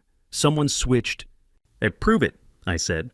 Philip Morse was reading through the power of attorney language, his professional mask cracking. Keith, this is comprehensive. It grants Eugene authority over every personal asset you own. Your residence, your accounts, your... I know what it says, Keith snapped. Leora had gone completely still in her chair, watching Keith unravel, calculating probably whether this affected her Friday flight to Grand Cayman. Keith opened his mouth, closed it, opened it again. He had nothing to say. His attorney stared at the signature page like it might spontaneously combust. Board members shifted uncomfortably in their seats. The coffee from Harbor Hospitality Services sat cooling in front of each person. Keith had nothing to say against his own signature, witnessed by his own attorney on documents he'd signed without reading. Then the boardroom door opened. Agent Iris Blackwell's entrance was unhurried badge, raised 3 FBI agents behind her, no drama except the kind that ends with handcuffs. Keith Brennan and Leora Garrison. She said, her voice carrying across the boardroom with professional authority. I'm Special Agent Iris Blackwell, FBI, Baltimore Field Office. We have federal warrants for your arrest. Keith was still standing, the power of attorney document in his hand. He stared at Agent Blackwell like she'd materialized from nowhere. On what grounds? Philip Morse demanded, stepping forward. I'm Mr. Brennan's attorney. I demand to see documentation. Agent Blackwell produced 2 folded documents from her jacket. Murder, attempted murder, wire, fraud, conspiracy. Grounds enough, counselor. She handed the warrants to Philip. He read them quickly, his professional composure cracking. This is a setup, Keith said, his voice rising. Eugene, tell them this is Keith Brennan. Agent Blackwell interrupted, stepping closer. You're under arrest for the first-degree murder of Daniel Patrick Oakes on or about October 30th, 2024, and the attempted murder of Eugene Garrison via thallium acetate poisoning. You have the right to remain silent. I didn't murder anyone, Keith said. Eugene is standing right there. I didn't... Forensics recovered thallium acetate traces from your vehicle and residence. Agent Blackwell continued. Daniel Oakes' body was exhumed November 25th. Toxicology confirmed thallium poisoning. Time of death consistent with late October, exactly when you reported him on family leave. Daniel Oakes, the young compliance officer who'd tried to do the right thing, whose body Keith had used to fake Margot's death. You have the right to an attorney, Agent Blackwell said. If you cannot afford... I have an attorney, Keith snapped, gesturing at Philip Morse. Philip held up the warrant. Keith, don't say anything else. Not a word. 2 FBI agents moved forward. One pulled Keith's arms behind his back. Handcuffs clicked into place. Thallium acetate, the same poison that had killed the orchid on my windowsill. The poison meant for me. Leora Garrison. Agent Blackwell said, turning to my younger daughter. Leora had been sitting perfectly still through Keith's arrest. Now she stood slowly, her face composed. You're under arrest for conspiracy to commit murder accessory after the fact to murder and embezzlement of family trust assets, Agent Blackwell said. You have the right to remain silent. I want to cooperate, Leora interrupted. I have evidence, video evidence of Keith preparing the poison, planning everything. I'll testify. I'll give you everything. Keith's head snapped toward her. What? I recorded it, Leora said, her voice urgent. Garage camera footage of Keith mixing the thallium, putting it in the bourbon. I kept it as insurance. I'll cooperate fully in exchange for immunity. Agent Blackwell's expression didn't change. We've had your garage camera footage for 72 hours, Ms. Garrison. Your cooperation is noted for sentencing purposes. It changes nothing about the charges. Leora's face went white. That's impossible. I never... You sent it to an encrypted email address Monday night, Agent Blackwell said. What you didn't know is that the account was already under FBI surveillance as part of our investigation into your offshore banking activities. Leora looked at Keith. Keith stared back with naked fury. You were going to use that against me, he said. You were disposable, Leora said flatly. You always were. Ms. Garrison, Agent Blackwell said. Hands behind your back, please. Another agent stepped forward with handcuffs. Leora held out her wrists, not behind her back, resistant to the end. The agent turned her around firmly and cuffed her hands behind her. This is wrong, Leora said. I was trying to help. I was trying to stop Keith. You were trying to take $3.2 million and flee to Grand Cayman on Friday, Agent Blackwell said. We've frozen the accounts. We've blocked your passport. Your flight reservation under the name Leora Merchant has been canceled." Leora's mouth closed. "No more bargaining. No more manipulation." "Eugene," Keith said, turning to me as the agents prepared to escort him out. "You orchestrated this entire thing. The documents swapped the FBI, all of it." I looked at my son-in-law, the man who'd murdered Daniel Oakes, who'd tried to poison me, who'd used my daughter's disappearance to steal everything I'd built. "I didn't have to," I said quietly. "You did it to yourselves." "Let's go," Agent Blackwell said. "Federal holding downtown." The agents led Keith and Leora toward the boardroom door, Keith in his charcoal suit that probably cost $4,000. Leora in her designer heels and diamond earrings, both with their hands cuffed behind their backs. Board members pressed back against the walls, giving them space to pass. Philip Morse stood frozen with the arrest warrant still in his hands. Lyle sat beside me, watching everything, with the careful attention of a lawyer documenting events for future testimony. They walked out through the same door they had entered confident just 2 days ago, Monday afternoon, when Keith had presented his transition plan, when Leora had sat composed and supportive when they'd believed they'd won. The boardroom fell silent. Agent Blackwell paused at the door, looked back at me, nodded once. Professional acknowledgement. Then she followed her agents into the hallway. I sat at the conference table looking at the coffee cups from Harbor Hospitality Services still sitting in front of each seat. Margot's network, Margot's planning. The boardroom was silent except for one sound drifting in from the hallway. Someone was clapping, slowly, deliberately. Not applause for a performance, recognition for justice served. I walked out of the boardroom into the hallway. The person clapping stood 20 feet away, silhouetted against the window overlooking the harbor. She stopped when she saw me, lowered her hands, smiled. Margot. Not disguised this time, not in a Navy uniform with her hair pulled back. Just my daughter alive standing in the hallway of the company she'd built. "Press conference at 6, she said quietly. "FBI field office. You should be there." Then she turned and walked toward the elevator before I could speak. The FBI press room held 30 reporters, a dozen cameras, and one resurrection. Agent Blackwell stood at the podium with the FBI seal behind her, professional and composed. Eugene and Lyle sat in the front row of folding chairs. Reporters filled the rest local news maritime industry publications, a few national outlets drawn by federal murder charges against a Baltimore shipping executive. Flash photography illuminated the room in bursts. Today the FBI arrested Keith Brennan and Leora Garrison on federal charges including first-degree murder, attempted murder, wire fraud, and conspiracy. Agent Blackwell said, her voice carrying clearly through the microphone. Our investigation was aided by a protected witness who provided crucial evidence and testimony. I sat perfectly still. Lyle's hand rested on the armrest beside me, equally motionless. Keith Brennan is charged with the murder of Daniel Patrick Oakes, a 29-year-old compliance officer at Garrison Maritime, and the attempted murder of Eugene Garrison via thallium poisoning. Agent Blackwell continued. Leora Garrison is charged with conspiracy to commit murder accessory, after the fact, and embezzlement. Both are currently in federal custody. Reporters scribbled notes, cameras recorded. I'd like to introduce the individual whose cooperation made this case possible, Agent Blackwell said. She stepped aside from the podium. A side door opened. Margot walked into the press room. The camera flashes increased. Murmurs rippled through the reporters. Someone said, "That's Margot Garrison. She's supposed to be dead." That's my daughter, I thought. That's Margot. She wore a simple gray suit, no jewelry, hair pulled back in a professional knot. She moved to the podium with the same confident stride she'd always had, the one she'd developed walking Baltimore docks at age 16, learning the shipping business from the ground up. "My name was Margot Garrison," she said into the microphone. Her voice was steady, clear. "I faked my death on November 21st under federal immunity to expose the murder of Daniel Oakes and the attempted murder of my father, Eugene Garrison." The press room erupted. Questions shouted over each other. Camera flashes strobed. Agent Blackwell stepped forward. "Please hold questions until the end." The room quieted. Margot continued. "There was no insurance fraud. My life insurance policy was legally voided when I entered federal witness protection in March. No claims were filed. No money was collected.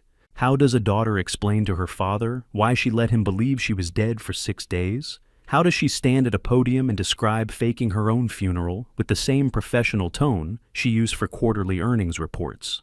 "How long have you been planning this?" a reporter called out. 8 months, Margot said. "Since March, when I discovered Keith Brennan had poisoned my father and realized he'd already murdered Daniel Oakes to cover up systematic embezzlement at Garrison Maritime." 8 months. The same timeline Lyle had found in the Delaware corporate filings. The same month she'd bought those 9% shares.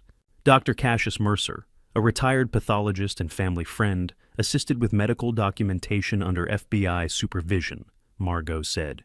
"He created the death certificate that allowed me to enter witness protection while gathering evidence. Dr. Mercer cooperated fully with federal investigators from the beginning and received prosecutorial immunity in exchange. Everything was legal under my immunity agreement."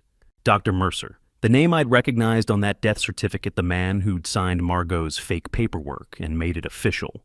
"The individual in the casket was Daniel Oakes," Margot continued.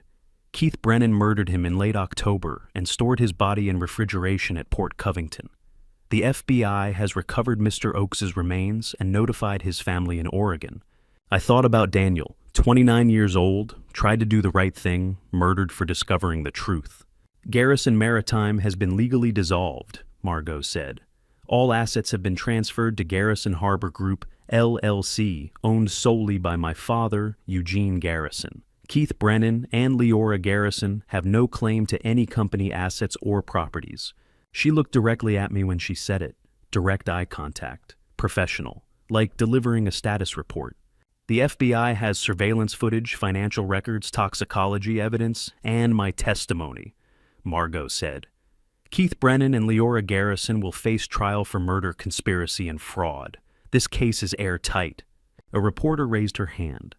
"Ms. Garrison, what was it like to attend your own funeral?" Margot's expression didn't change.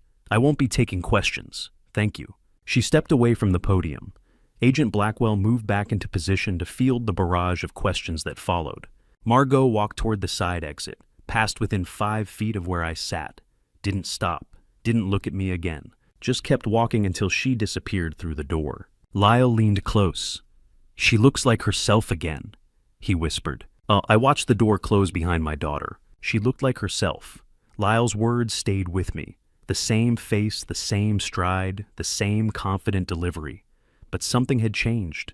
The woman who'd stood at that podium and explained 8 months of planning, who'd described attending her own funeral with clinical precision, who'd walked past her father without stopping, that wasn't the same daughter who'd brought me coffee on Saturday mornings and laughed at my dock worker stories. She'd survived. She'd won. She'd orchestrated justice with the kind of precision that would send Keith and Leora to federal prison for life. But she'd paid a price I was only beginning to understand. The woman who walked out of that press room wasn't the same daughter who'd hugged me goodbye 8 months ago when this nightmare started. She looked like herself, but she wasn't. Not entirely. The weeks after the press conference moved like cargo through a loading dock, methodical, inevitable pieces clicking into place one by one. Margot stayed in Baltimore, but didn't come home. We spoke twice on the phone, brief conversations about legal proceedings and company paperwork. She sounded like herself. She wasn't. Keith's attorney negotiated a guilty plea, avoided trial, avoided public testimony, avoided Margot sitting across a courtroom, describing 8 months of evidence collection. The sentencing was scheduled for December 15th. December in the courthouse smelled like floor polish and finality. I entered courtroom 4 of the U.S. District Courthouse at 10 that morning. High ceilings wood, paneling the seal of the United States District Court for the District of Maryland mounted behind the judge's bench. Agent Blackwell sat in the gallery, her presence a reminder that federal investigations don't end with arrests. Keith Brennan sat at the defense table in an orange prison jumpsuit, hands cuffed in front of him. 3 weeks in federal detention had made him visibly thinner. His expensive suits were gone. The confident executive who'd presented transition plans was replaced by a man who'd taken a guilty plea rather than face trial. The evidence had been that overwhelming. Judge Raymond Fletcher entered late 60s silver hair, the kind of strict demeanor that came from 30 years sentencing violent criminals. He'd built a reputation for maximum sentences in murder cases. "Mr. Brennan," Judge Fletcher said, settling into his chair, "you've entered a guilty plea to all federal charges. First-degree murder, attempted murder wire fraud conspiracy. We're here for sentencing." Keith's attorney stood. "Yes, Your Honor." The government may proceed, Judge Fletcher said. A USA Sarah Whitfield rose from the prosecution table, mid-40s sharp suit, the lead prosecutor for Maryland's Violent Crimes Unit, who'd personally taken the case when Agent Blackwell brought her the evidence. She'd spent 3 weeks preparing for this moment. Your Honor, she said, the government calls Eugene Garrison to provide a victim impact statement. I walked to the witness stand, raised my right hand, swore to tell the truth. Mr. Garrison, Sarah Whitfield said, please tell the court about October 2024. I looked at Keith. He stared at the table in front of him. I trusted Keith Brennan like a son, I said. He married my daughter, worked at my company for 7 years. I believed he was family. I paused, chose my words carefully. In October, I got sick. Fever, nausea, hair loss, neurological problems. I thought I was dying of natural causes. Thought my body was finally giving out after 60 years. Keith visited me during that time, brought me bourbon, expressed concern. The entire time he was poisoning me. Thallium acetate delivered slowly over 3 weeks. Keith's shoulders tensed. I would have died, I continued. If my daughter hadn't been gathering evidence, if she hadn't left me instructions, I'd be dead. Keith would have inherited my company and nobody would have questioned it. Heart attack at 60, perfectly plausible. Sarah Whitfield nodded. And Daniel Oakes? Daniel Oakes was a 29-year-old compliance officer who worked for Garrison Maritime, I said. He discovered financial fraud. He tried to report it through proper channels. Keith Brennan murdered him, poisoned him the same way he poisoned me, and used his body to fake my daughter's death. Daniel was murdered and nobody knew. Keith made it look like Daniel had taken family leave. Daniel deserved better than that. He deserved better than dying alone and being forgotten. Thank you, Mr. Garrison, Sarah Whitfield said. No further questions. I returned to my seat in the gallery. Agent Blackwell gave me a slight nod. Sarah Whitfield approached the bench with her sentencing memo. Your Honor, she said, her voice carrying through the courtroom. Daniel Oakes was murdered. Daniel Oakes' death was covered up with systematic fraud. Daniel Oakes deserves justice today. She'd said his name 3 times, once for each linked charge, murder, conspiracy, fraud. Daniel Oakes, Daniel Oakes, Daniel Oakes, 3 times, once per charge. The government requests the maximum sentence under federal guidelines. Sarah Whitfield continued. 40 years imprisonment without eligibility for parole. Keith Brennan murdered a young man who was trying to do his job. He attempted to murder his wife's father to steal a family business. He showed no remorse, no hesitation, no humanity. He deserves no leniency. Judge Fletcher reviewed the sentencing memo, read through the evidence summary. The courtroom was silent except for the quiet rustle of pages. Mr. Brennan, Judge Fletcher said finally, do you wish to make a statement before sentencing? Keith looked at his attorney. His attorney shook his head slightly. No, Your Honor, Keith said quietly. Very well. Judge Fletcher set down the memo. Keith Brennan, you have pleaded guilty to first-degree murder, attempted murder, wire fraud, and conspiracy. The court has reviewed the evidence, the victim impact statements, and the sentencing recommendations. This court finds that you demonstrated premeditation, callousness, and complete disregard for human life. You murdered a young man for discovering your crimes. You attempted to murder your wife's father for financial gain. You showed no mercy. This court will show none. He paused. I sentence you to 40 years imprisonment at Federal Correctional Institution, Cumberland, with no eligibility for parole. 40 years at Cumberland. Keith closed his eyes. His attorney put a hand on his shoulder. 2 federal marshals approached to escort him out. Keith stood, hands still cuffed. As they led him past my row, he stopped, looked directly at me. I underestimated you, he said quietly. The marshals pulled him forward. Keith didn't resist, just kept walking toward the courtroom exit, toward the transport that would take him to Cumberland, toward 40 years in a federal prison. You underestimated Margot, I thought, not me. He'd been looking at the wrong opponent the entire time. Thought the old man was the threat. Never saw his wife 3 steps ahead, building a case that would put him away for life. 40 years at Cumberland. Keith would be 82 if he'd lived to see freedom. But he'd never understand who really defeated him. Would spend those 40 years thinking Eugene Garrison had orchestrated his downfall. He was still looking at me instead of seeing Margot. Lyle called the next morning before I'd finished my first cup of coffee. I picked up on the second ring, expecting his voice to carry the same quiet satisfaction it had held after Keith's sentencing. Instead, he sounded tired, worn, like he'd spent the night sorting through facts that didn't add up to justice. "Leora's hearing just ended," he said. 15 years, federal, FCI, Alderson in West Virginia. I set the coffee mug down slowly. 15 years. That was half of what AUSA Whitfield had estimated during our first meeting at the federal building. Half. "She cooperated," I said. It wasn't a question. Lyle exhaled into the phone. "Fully. She gave them everything: offshore account access codes, transaction logs dating back 2 years, testimony about Keith's planning sessions. She even handed over footage from the garage security camera that showed Keith tampering with your bourbon decanter on April 7th. Whitfield said her cooperation was exemplary, complete, no resistance. I stared out the kitchen window at the dogwood tree Margot had planted when she was 12. The branches were heavy with white blooms now. Spring had arrived without asking permission. And Judge Carver accepted the plea.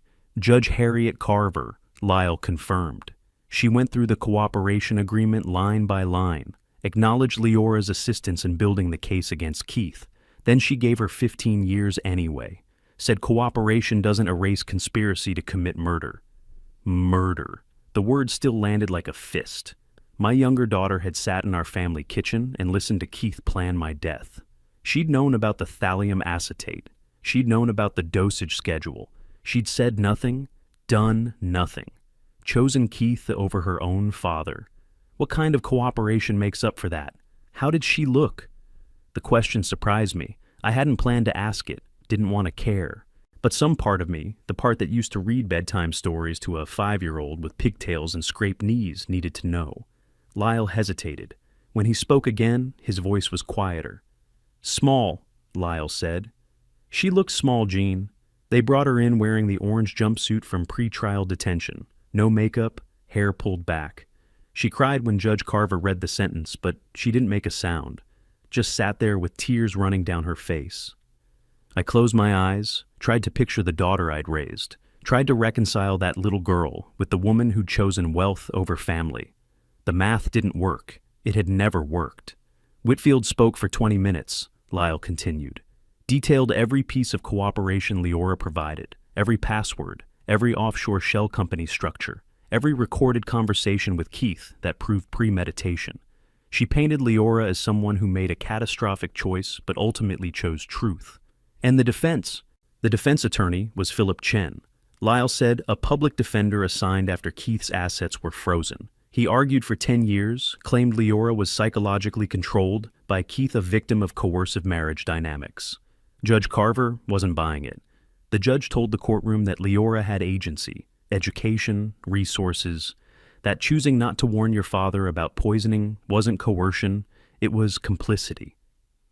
The dogwood branches swayed in the morning breeze.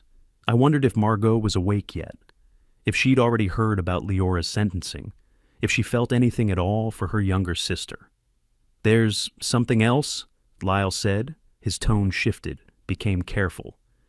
After the hearing ended, Lyle said, "A court officer told me what happened next. They gave Leora one phone call before transport to Alderson. Standard procedure. They led her to the holding area phone and left her there. She picked up the receiver, held it, dialed nothing. The officer said she sat like that for 3 minutes, just staring at the keypad. Then she hung up and told them she was ready. The coffee had gone cold in my hand. 3 minutes. That's how long it took for my younger daughter to realize she had no one left to call. Keith was in federal custody at FCY Cumberland. Margot had made it clear during the press conference that she and Leora were done. And me, I was the father she'd helped conspire to murder. 3 minutes to inventory a life and find it empty. "Jean." Lyle's voice pulled me back. "You still there? I'm here. You okay?" Was I? Keith was in prison for 40 years. Leora was in prison for 15. Margot was alive. The company was secure. Justice by every legal measure had been served. But somewhere in West Virginia, my younger daughter was being processed into a federal facility where she'd spend the next decade and a half, where she'd learn to sleep in a cell, eat in a cafeteria, answer to a number instead of a name, where she'd have no one to call on visiting days because she'd burned every bridge that mattered. "She made her choice," I said quietly. Lyle didn't argue, didn't offer comfort. He knew as well as I did that some choices don't get unmade, some bridges don't get rebuilt. "I'll send you the sentencing transcript when it's filed," he said. "And Alderson allows letters if you ever want to write." I looked at the dogwood tree, thought about Margot planting it with dirt under her fingernails and hope in her voice. Thought about Leora at 7 years old, crying because she wasn't allowed to help. Always on the outside, always wanting in. "Maybe," I said, but we both knew I wouldn't. 15 years. She'd be 49 when she walked free if she served the minimum, if she survived federal prison, if anyone remembered her name by then. My younger daughter had chosen wrong at every turn, and now she had no one. The new office smelled like paint and possibility. Two things I hadn't associated with work in decades.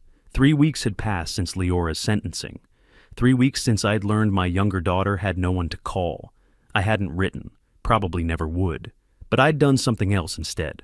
Lyle and I stood in the 6th floor space that would become Garrison Harbor Group, looking at empty desks and second-hand chairs that didn't match.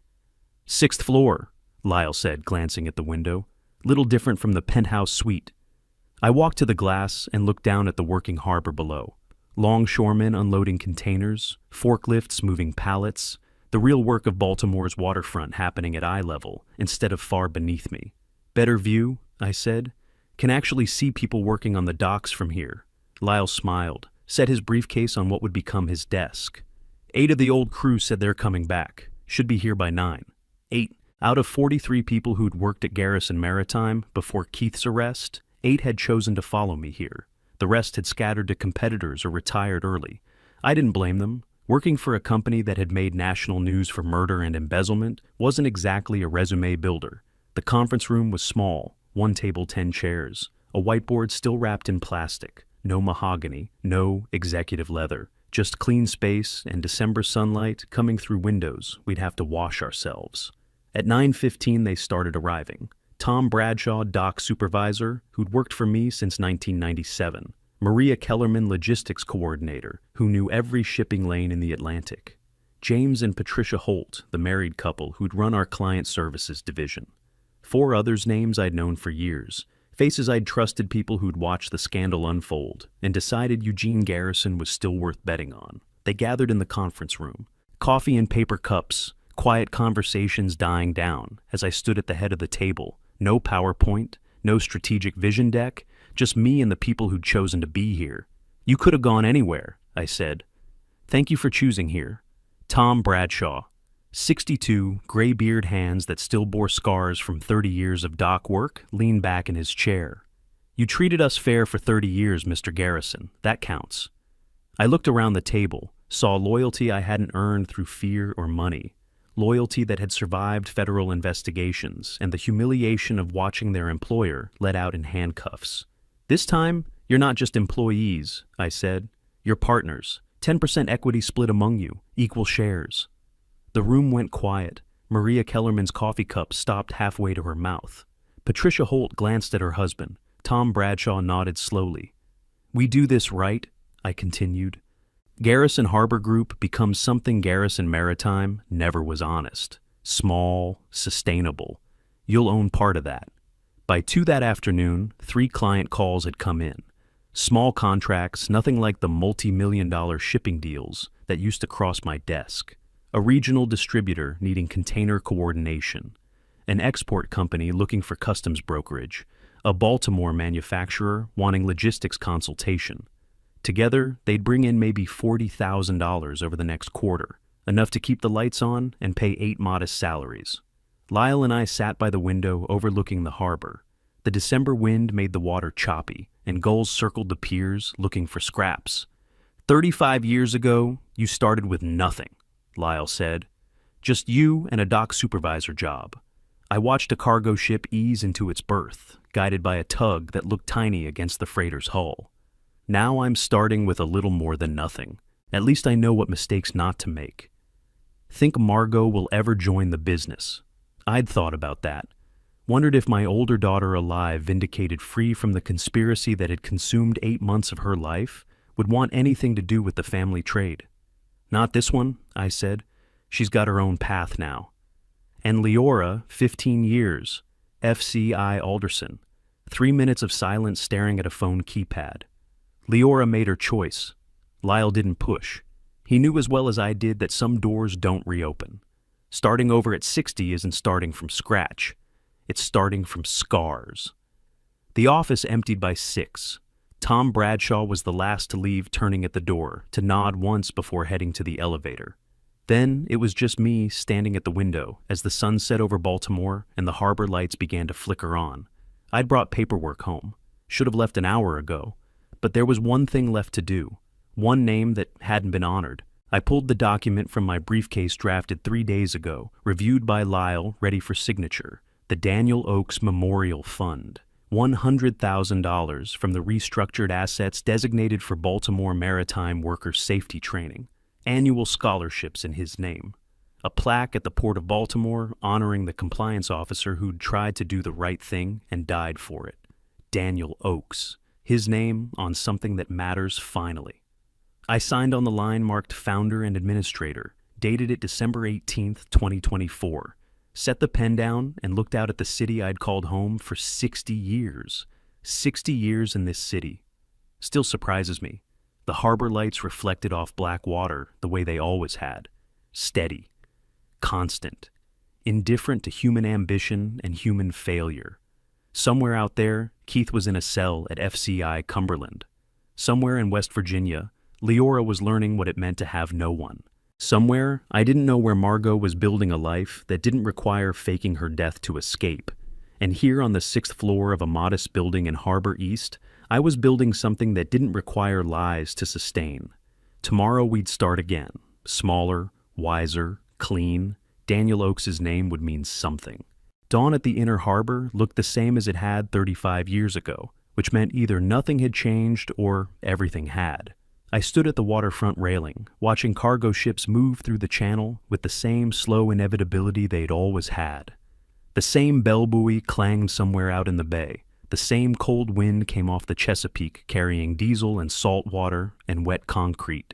6 weeks had passed since I'd signed papers in an empty office and decided smaller was enough. 6 weeks since the morning I thought I'd buried my daughter. The harbor didn't care. Ships kept moving. Cranes kept lifting. Longshoremen kept working the docks like they had for 100 years. I pulled my coat tighter and watched a container ship ease into its berth, guided by a tug that looked like a toy against the freighter's hull. 60 years old, daughter alive, company smaller, but mine. Daniel Oakes remembered. Some mornings the harbor looks forgiving. Footsteps on the wooden walkway behind me. I didn't turn. Knew the rhythm lighter than Lyle's more purposeful than a tourist's. Margot appeared at the railing beside me, holding 2 paper coffee cups. She handed me one without a word. Black, no sugar. Some things don't change. You didn't have to come all the way down here, I said. She looked out at the water breath, making small clouds in the cold air. 6 weeks since the press conference where she'd revealed herself alive. 6 weeks since she'd walked out of witness protection into a world that knew her face but not her new legal name. She'd cut her hair shorter, wore glasses now, clear lenses just frames for the disguise of ordinary life. I wanted to see the harbor, she said quietly. Been too long since I watched it work. We stood in silence, sipping coffee that was too hot and tasted like cardboard. A gull landed on the railing 10 feet away, eyeing us for food we didn't have. The bell buoy rang again, steady mechanical, indifferent. I remembered the sound from her funeral, standing in the rain at Greenmount Cemetery while that same bell clanged somewhere in the distance. 6 weeks wasn't enough time to rebuild what 8 months of deception had torn down. But it was enough to start. Enough for coffee at dawn. Enough for standing together watching ships that didn't care about our drama. Keith's attorney filed an appeal, Margot said.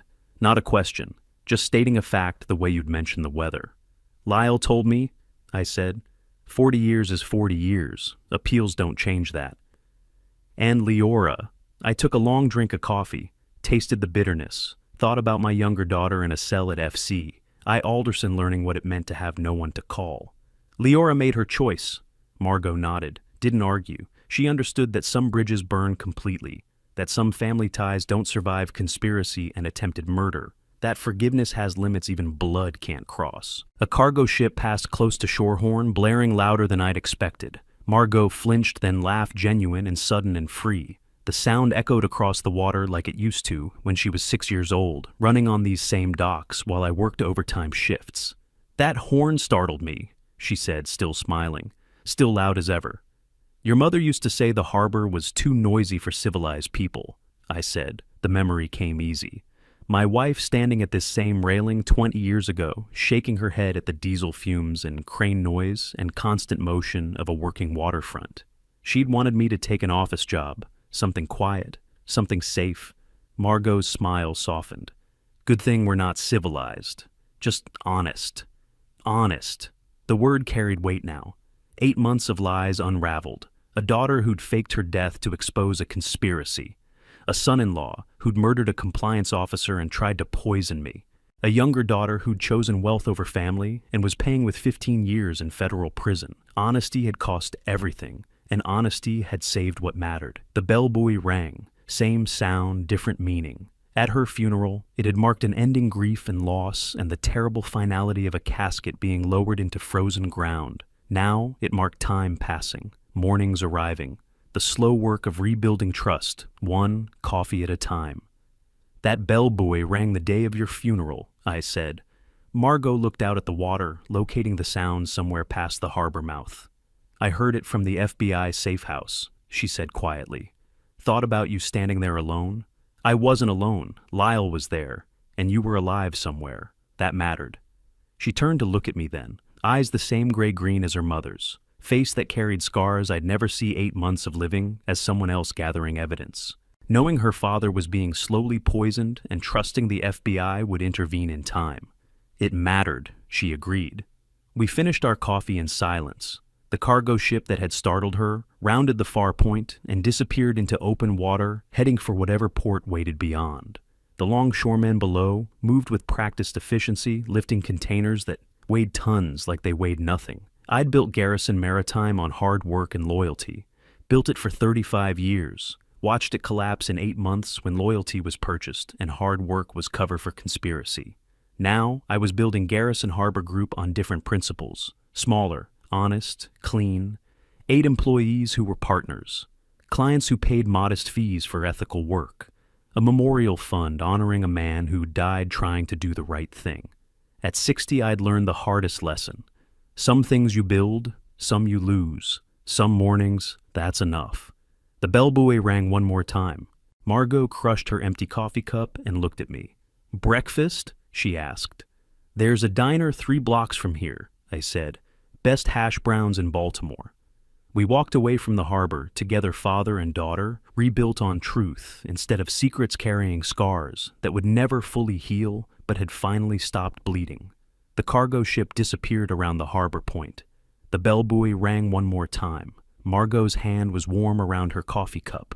That was enough. And to you listening to my story, remember this family betrayal cuts deeper than any stranger's knife ever could. Looking back, I see the signs I missed. The late-night conversations between Keith and Leora that stopped when I entered the room. The way Keith's sympathy felt wrong the moment he handed me that bottle. The documents I signed without reading carefully. I trusted family blindly because I thought blood meant loyalty. Don't make my mistake. Trust is earned, not inherited, even from those you love most. The hardest lesson I learned at 60 is, this family betrayal doesn't announce itself. It wears the face of love while plotting your destruction. But truth has a way of surfacing, no matter how deep it's buried. Margot taught me that courage sometimes looks like death and resurrection. I believe God put me through this trial to show me the difference between family by blood and family by truth. Some betrayals are blessings in disguise, revealing who truly stands with you when everything falls apart. If this story moved you, please leave a comment below. Tell me what you would have done in my place. Would you have forgiven Leora? Would you trust again? Share this with someone who needs to hear it. And if you haven't already subscribed to Revenge Dad for more stories about truth, justice, and the price of loyalty. Thank you for staying until the very end. Your time matters to me. A final reminder, some details in this story have been fictionalized for storytelling purposes. Any resemblance to real persons or events is purely coincidental. What remains true is the lesson, and I hope you carry it with you.